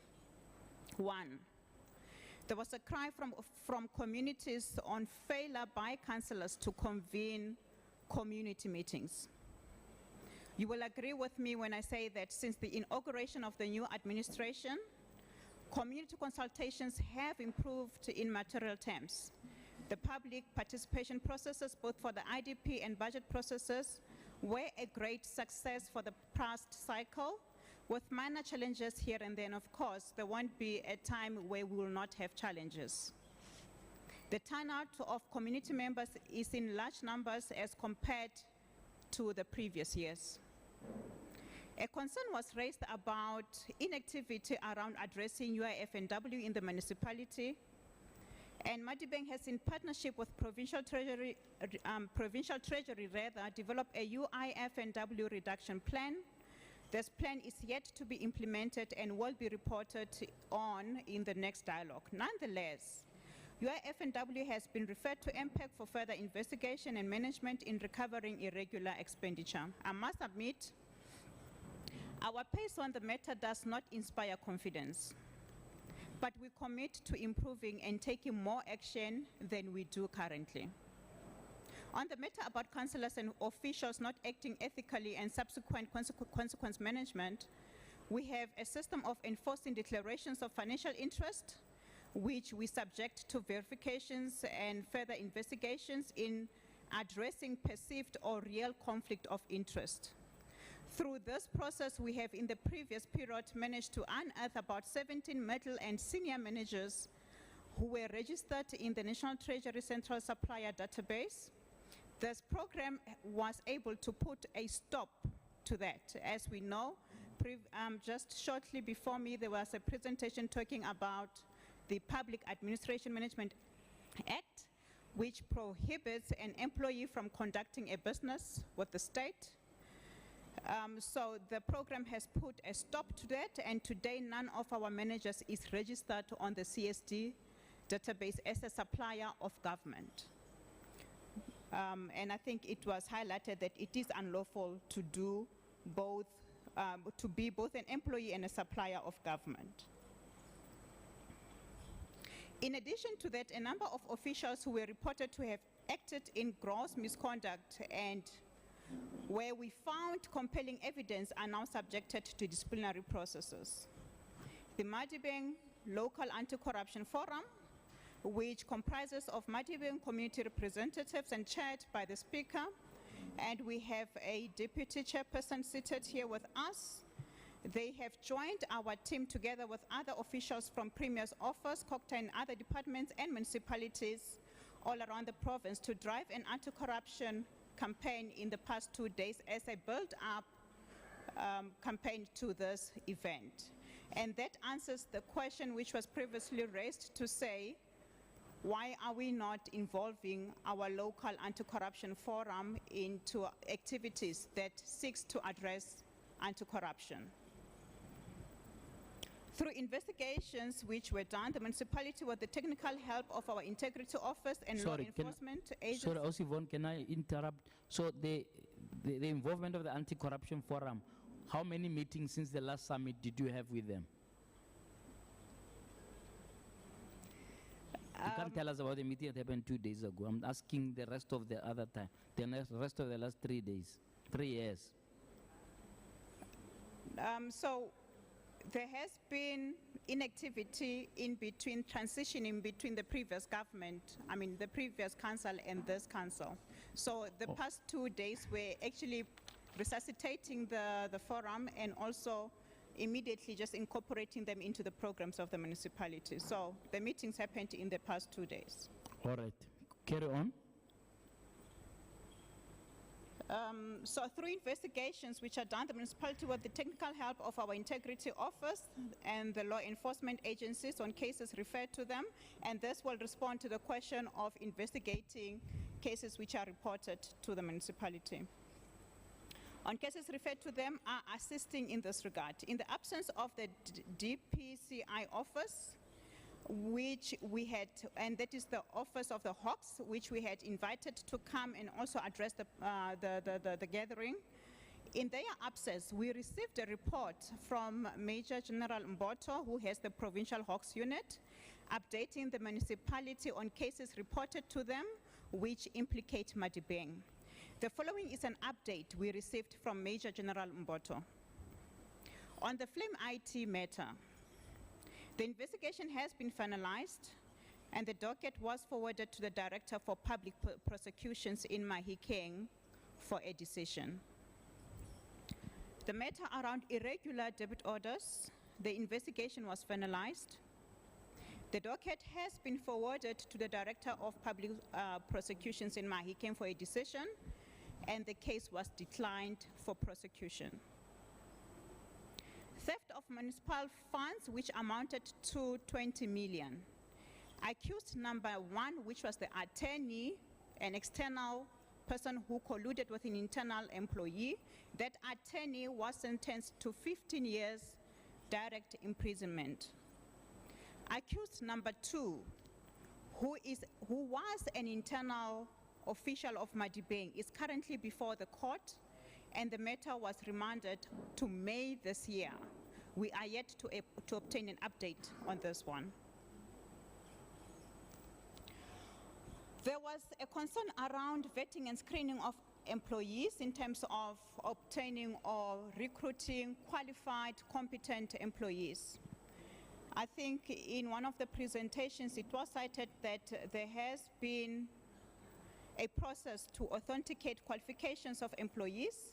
The process is still underway, and those implicated were notified to submit certified copies of their qualifications, failure which will result in disciplinary processes. We have already one of the cases of this nature under a disciplinary process for using a fraudulent please listen. For using a fraudulent qualification to secure a job in Madibeng. In terms of strengthening SEM to root out the rot, management has decided to, among other things, to overhaul or to restructure the entire supply chain unit, to institute disciplinary processes where necessary, to appoint a forensic investigation firm to look into supply chain operational processes and transactions done within the supply chain unit. Bid committees be reconstituted or regularly rotate the appointments of bid committee members to minimize unethical conduct or collusion in areas where employees would come together for a similar ulterior motive. On protection of whistleblowers, which was another concern raised previously, we have gone out on tender once more after the previous attempt was unsuccessful. This time to source an independent anonymous hotline that will be hosted and managed by an external accredited service provider who is endorsed by the Ethics Institute, which is the body nationwide which monitors and endorses companies which are competent and accredited to provide a hotline service. The service provider will offer assistance in all 11 South African languages and will protect identity of whistleblowers. The current hotline number will be sustained even after sourcing a new service provider. So we are not throwing away what we've built up to this point. The call by communities in previous dialogue to have, okay, thank you. The call by communities in the previous dialogue to have an independent committee that will not comprise of councillors to deal with issues of corruption. We are happy to announce that while Prof. Musinyane, who was here before you, is the chairperson, interim chairperson of that committee. The committee was established by council and reports directly to council. So why is he an interim? Because we did go out on the market to look for a candidate to be appointed as a chairperson. We failed twice, and there was an advice that we then don't stop the process. Let's rather move with an interim chairperson whilst we look for a permanent chairperson. Okay. Okay, please carry on. In addition to Madibeng, Madibeng has recently established a disciplinary board in line with the municipal regulations for financial misconduct and criminal proceedings. This committee should work hand in hand with the Integrity and Ethics Committee to see that all cases of financial misconduct, unethical conduct, and gross misconduct are brought to book. In conclusion, we want to encourage our communities to do their part in as much as we try to do ours. Many of our residents are not paying their services. Many have connected illegally to our electricity grid, damaging infrastructure, and once that infrastructure is damaged, the entire community is affected. And that's why it should be everyone's business to guard for public assets in ensuring that we sustain service delivery. When we say collaboration, we mean we should all take responsibility and take action against theft, corruption, vandalism, and damage to public property. Our emphasis is on the prevention of corruption through partnerships, good governance, transparency, integrity management, and accountability in society, and early detection of potential corrupt practices to supplement the reactive measures executed by Madibeng as well as law enforcement agencies and other anti-corruption bodies in society. The whole of society and integrated approach to the fight against corruption will help mitigate the risk of loss of public property, money which should be dedicated towards developing our local economy beyond the current status. I thank you. Okay, thank you very much, Rose Yvonne. Right, now let's go straight into way forward now. On your desks, please take out a clean piece of paper where you're gonna write your one action that you want. Just in case we don't get to you in the remaining time, we'll collect all the papers. So you must write it nicely once you have discussed. I'm giving 5 minutes. You discuss one action that was going to be part of the way forward from the summit. 5 minutes in your tables. Buzz the person next to you and come up with one action and write that action on a clean piece of paper. We'll collect all the papers. That way your suggestions won't be lost just because you couldn't say them in the meeting. Let's go. 5 minutes. Start now.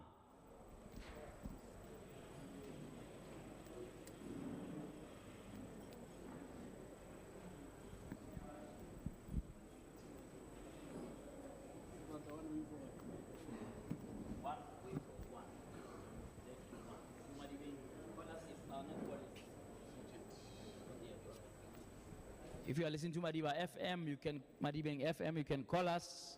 We'll take 1 or 2 of your calls while the people in here are busy. While the people in the hall are busy coming up with way forward. One way forward, please, in your groups. When you are ready, you tell me, we'll come and hear what you're saying briefly so that we can make a note of the suggestions that we are making. No, it's not relevant for this forum.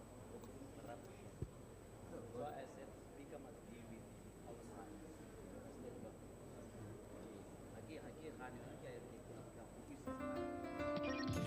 Tshedimosetso, mmino, tsa pharakano le tsa botse.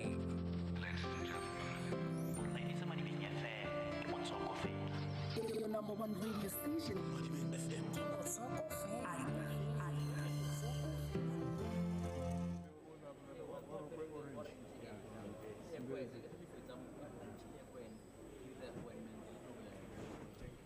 Hey.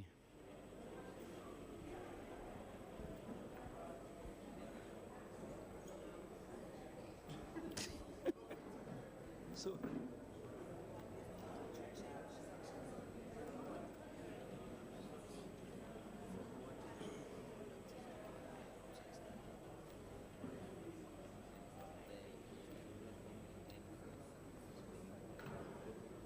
No, also another one. Have you finished? Click on Hali's Gazilon. The sharp. All right. It was not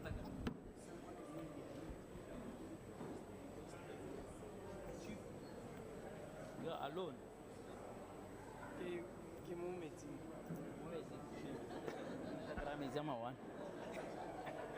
No moments. I see Fedi.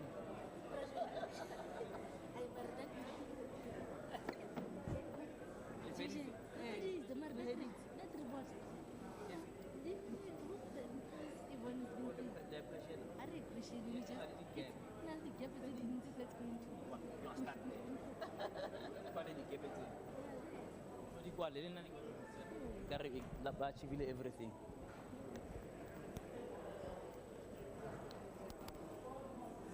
You got 3 minutes.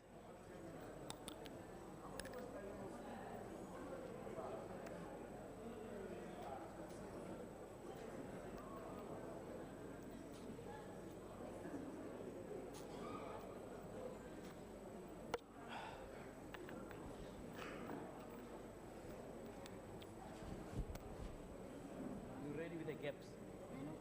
All right. Gusto tagawin na kayo. Gusto tagalog. Dahil kita muwa. Bawa felit sa kapilem.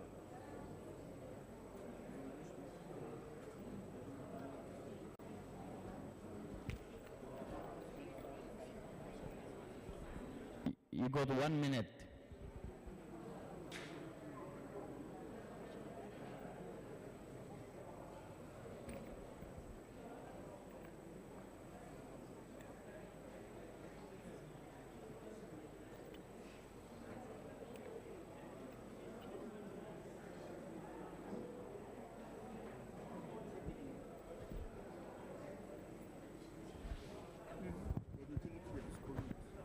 When there are issues that involve the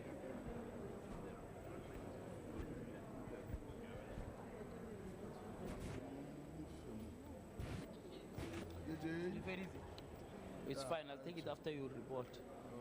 Just keep it safe. Yeah, after you report, we'll collect the paper. Right, are we ready? All right, great. This is standing between us and the lunch now. So please don't give me a long story. You just tell me what the action is. Don't motivate and do a full speech. It's not necessary. We already get the picture. But Barry, Ausivon, they are saying there are some gaps in your report. I'm going to start there, ladies. JJ, you're intimidating us. All right. No, I think we appreciate the report from Osivon, but I think from a provincial treasury point of view, we've identified gaps. What are the gaps? The gaps are, we're saying that there's a 1396 that's instituted in the municipality because the financial viability of the municipality is not there.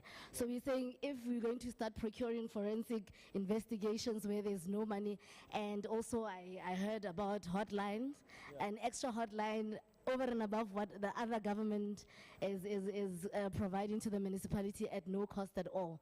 So, and there's also issues of UIF and W.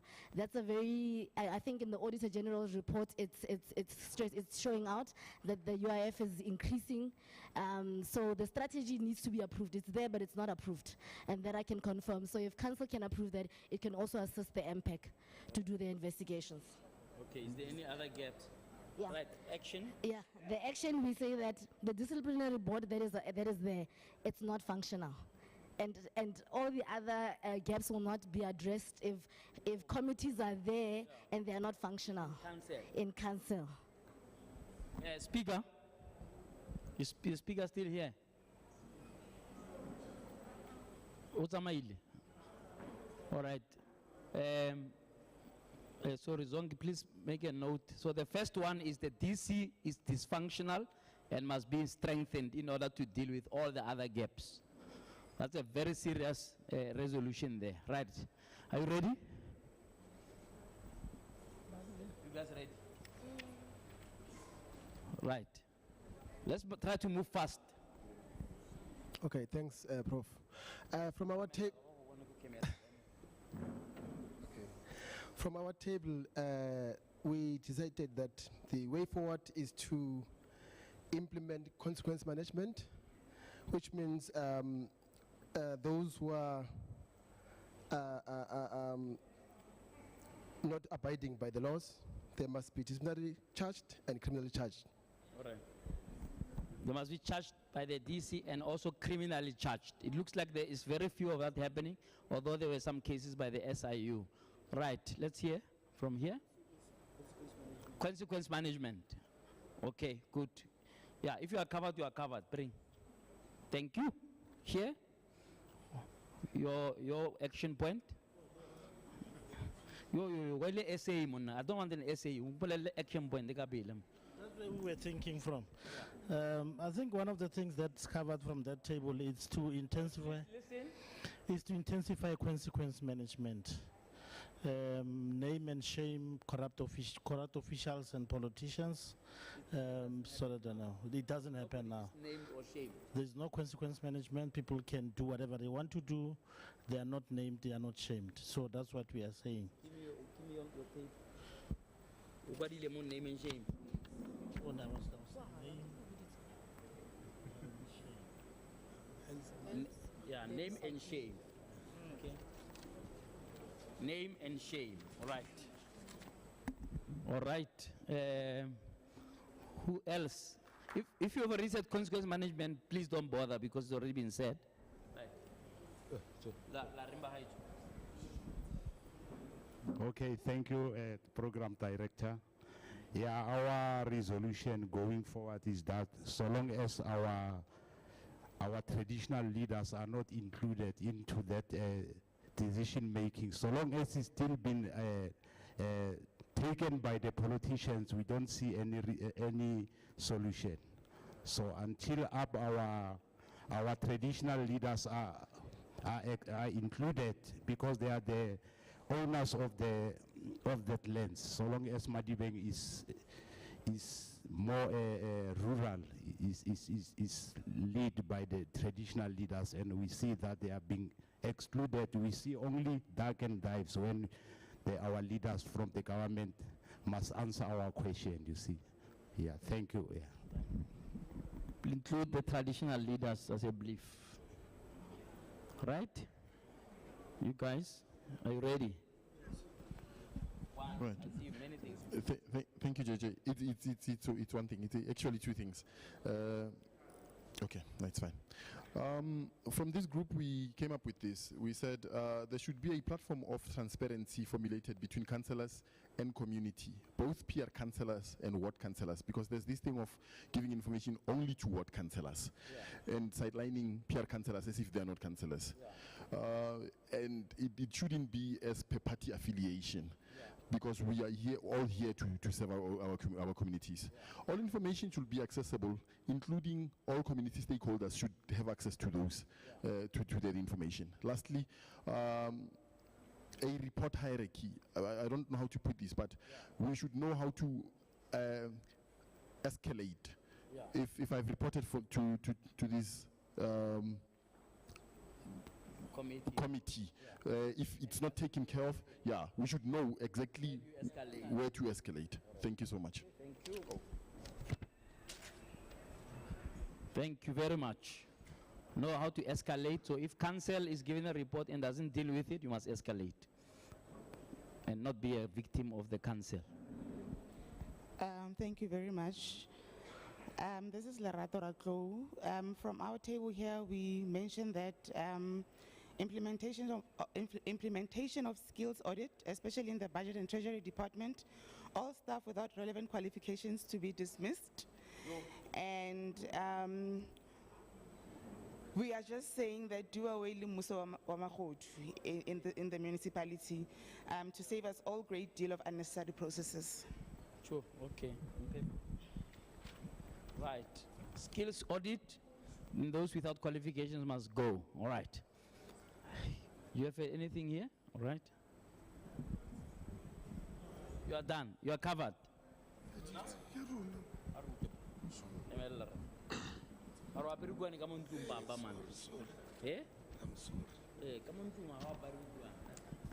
Thank you, JJ. On this table, on this table we said section 79, committee must report straight to the council, not to mayor's committee. All right. Yeah, and the anonymous safe hotline must be implemented. Yeah, my Lorraine, to a report. Yeah. Thank you very much. Gentlemen? Thank you. From our table is the recovery of financial losses resulting from wrongful decisions and illegal decisions taken by the municipal officials. Okay. Recovery of funds. Yeah. How would you about that? But say the goal is to the regularly tackles a BEE. So take it into another chill at the out. Hey, Thank you. We have collectively agreed that on our table, we would love to see the amendment in terms of section 79 that deals with MPEG, to say an MPEG should be an independent body, not necessarily consisting of councillors. But like in that sideline. So we are proposing would love to see that an MPEG be independent, and also to see politics being separated from administration 100%. Okay. All right. Thank you. Okay. Any table that hasn't reported, please wave so I can come to you. Okay. Lona po Hausi? You are covered by what? Liling. Investigation capacity. Iran. Mo municipaleng go nne le di investigator tse di capacitatiwang ba kgone go investigate before ba ya ko ntle. All right, we must strengthen internal investigative capacity in the municipality. Right. Okay. All right. Ashe, now from the flyer arena, we decided that since we agree with most of the things that were said in front, what needs to be done is the municipality needs to strengthen its relationship with all stakeholders and make sure that proper implementation of their own anti-corruption policies. I mean, like, we can't keep coming up with policies after policies after policies and resolution after resolutions, whereas at least come back to us and tell us, Refaita 1, 2, 3, what can we do going on forth? Okay, thank you. Thank you very much. Thank you. Thanks a lot. Aruke Fabomme. How na voice? Oba khutile bang bano. Okay, kupa umwa all na report ba haejo. He bathum. Okay, what is the, tell me what did you decide?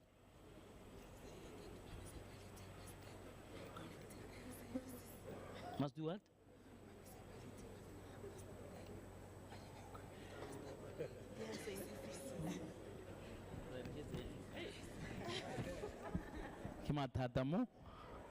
Right, anybody else? Yes. Okay. In our table we have, okay, sure, thanks, man. Sorry for that. In our table we have seen the qualification authenticity as a very stressful thing that needs to be verily taken attention to. So we have resoluted that due to this incompetence individuals who are hired in our municipality that we see on our daily basis, that that we authenticate qualifications first before hiring. So that again the SAQA subsystem for qualifications verifications be used. Thanks. Thank you. Right. Anybody I've missed? Well, almost at the end now. Did I miss you, sir? Le fedize. Kemabuang alibuelam. Oh, le fiti Laura, sorry. Sorry. All right. Basically ours is on. All right. Thanks very much. Basically ours is saying training and development.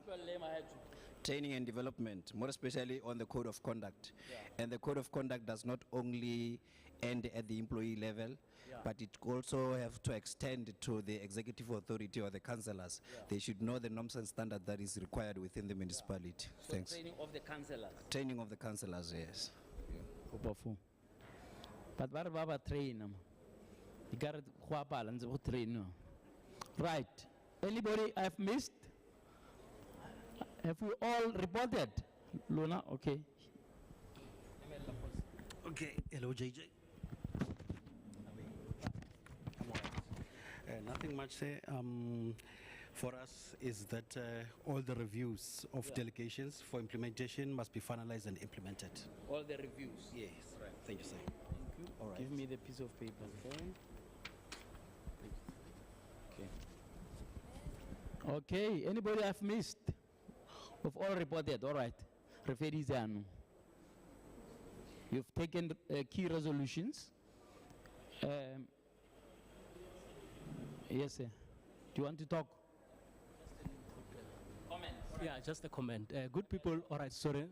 Good people, my comment is simple. Is that even you citizens, you must take a step and don't be corrupt. Pay for the services. Thank you. In the service. Right. What referees? Is there any comment now? We're at the end, and I'm going to allow a few comments to close. Right. It's clear from what you have all said that there's an issue about implementation. So a lot of good ideas, but we need to implement these things. Now we need to reaffirm. Right. You need to reaffirm the role of the committee. I don't know where the professor is, or he's here, right? And you must comment. I mean, there was a very extensive report. Forget about where and how it was presented. But it's important that that's one thing you can say. Out of the last summit, there was a successful implementation of something. There's a committee, it came here, it reported. So I would like you to comment a little bit about how you're going to make sure these resolutions, I think there are about 10 resolutions now that you've just taken, from issues of capacity to training capacity, issues of capacity to investigate, issues of accountability, issues of consequence management. All of those things are just going to be slogans if no one is going to oversee their implementation. So I would like somebody to propose how these things are going to be implemented. Secondly, how frequently there must be a report. The reason I raised the issue about the anti-corruption forum was to say you can't consult an anti-corruption forum on the eve of a new summit. Because what does that mean? That means that you have not talked to them for years, right? So that cannot happen. That must be frequent. So you need to be able to say, in order for these things to be implemented, at the anti-corruption forum, that must sit, let's say for argument's sake, once a quarter, there must be a report that says, at the summit, the following things were agreed, how far are we, right? And also then reaffirm the role of the committee that's independent that you have put in place as a summit. If you don't do that, you would have wasted money, because we are going to, I'm happy to come another summit, easily. That's what I do for a living, I talk. So I'll come and talk again with you next year, but you will not have achieved anything, right? So as you round off, I'm going to give a few people comments, closing remarks, right? We're going to do your own closing remarks, talk about how we ensure that all these resolutions we have passed do not end in the sky, but they are actually implemented. Prof, can you lead that discussion?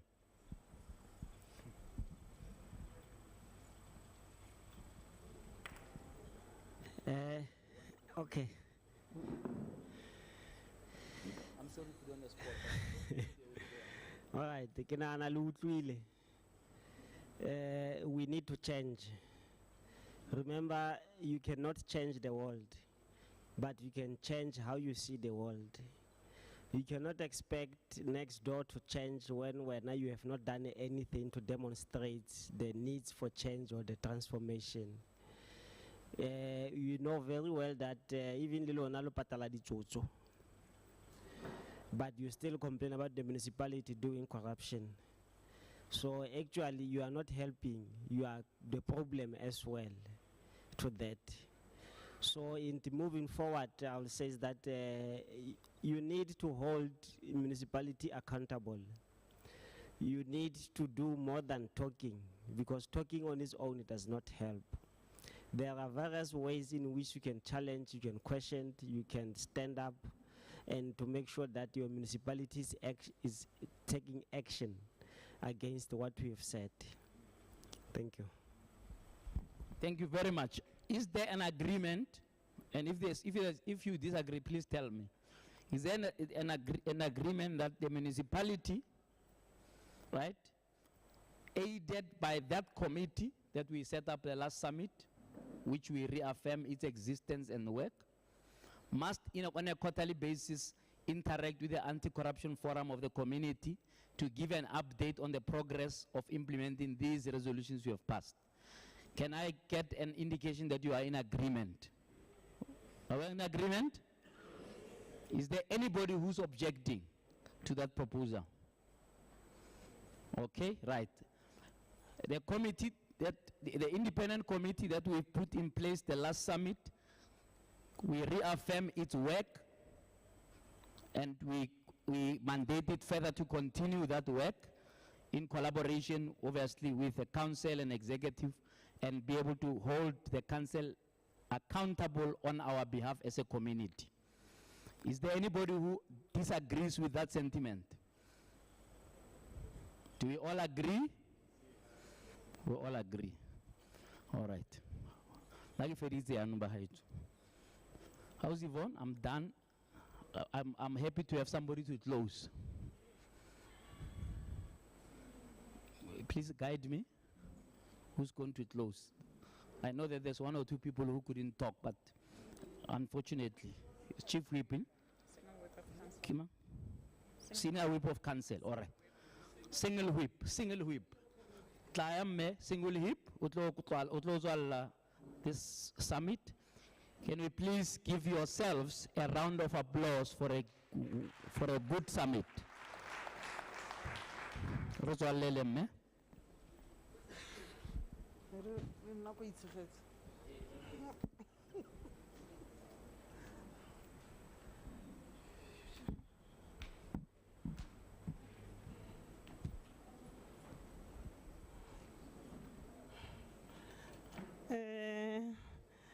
Program Director JJ Tabadi, Madibeng, halala. Let me take this opportunity to our honorable speaker who organized this event on behalf of the Madibeng, the executive mayor in absentia, the MEC in absentia, Mutlalapila Rosho, and the premier in absentia, all the members of different departments, Salga,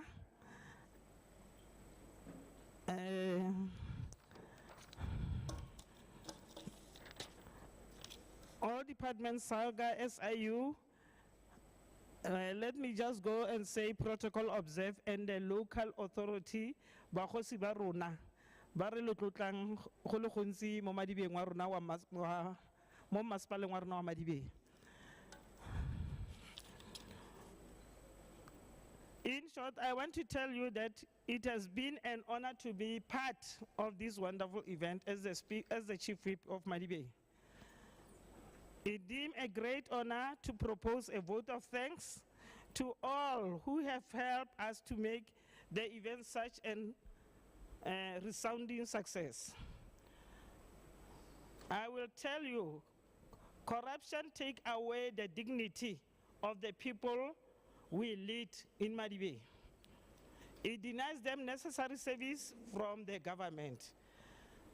As we have taken the commitment, I say as Madibeng, we will follow and make sure that we regain the dignity of Madibeng residents. I will also extend my heartfelt gratitude to our guests who spared time from their busy schedule to grace this occasion. Our chief guest, MEC of Finance in Aspecia Mutlalepule Rosho, the mayor of Moretele who left this meeting because of some commitment, the speaker of Bujanala, Re Laki Madiba, the speaker of Moretele, Ausfrida, the chief whip or the single whip of Moretele, Memoleta, the councillors of Bujanala, Re Pascha Marema, the NPEC officials that are present here, especially of Madibeng, we have given the mandate to ensure that we make our work very successful and be committed to serve our community. Let me thank the organizer of Dialogue, led by Miss Yvonne, my girl. So I used to say my girl, my baby. Yvonne Matibe, a real hard work lady. We know as Madibeng is one of our officials who won nationally, who won the award as the risk manager in this country. Thank you for this special event that makes us Madibeng to take our stand as we are called incapable municipality. Through you and through this gathering, we are going to change. The office of the speaker, thank you, led by Meditero Mbesi. I always call her my daughter. Thank you for making this event encouraging and also mobilizing the community to participate in this event. Let me also acknowledge the following department who contributed for the success of the program: the Office of the Premier, the Public Service Commission, Special Investigating Unit, Department of Economic Development, Department of Art, Sport and Culture, Department of Treasury, SALGA, Department of Education, Department of Social Development.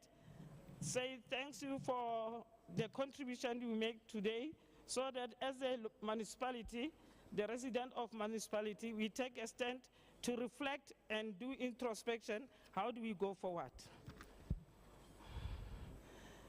Let me thank the following municipality that were also part of building our program and mobilization. Makwasi Hill, the mayor of Makwasi Hill was here. Rustenburg Local Municipality, Moses Kotana, Bujanala, and also Moretele. Our program director, where is our program director? Okay. Okay, our program director, hey, that knowledgeable professor, Taban, you have made us proud. Let me say, I don't know if I'm right or wrong. Thank you, Mukwena. Okay, all participants, councillors, ward committee members present here today, member of the public, we thank you. Our local radio stations, Madibeng FM, for all helping us to amplify our message to Madibeng community. All media houses who are here today, the Madibeng say, thank you, thank you, thank you, and we hope our message will go straight to all public so that we can change and move forward. I'll end by saying, everybody who is here, thank you, and Madibeng love you. Thank you.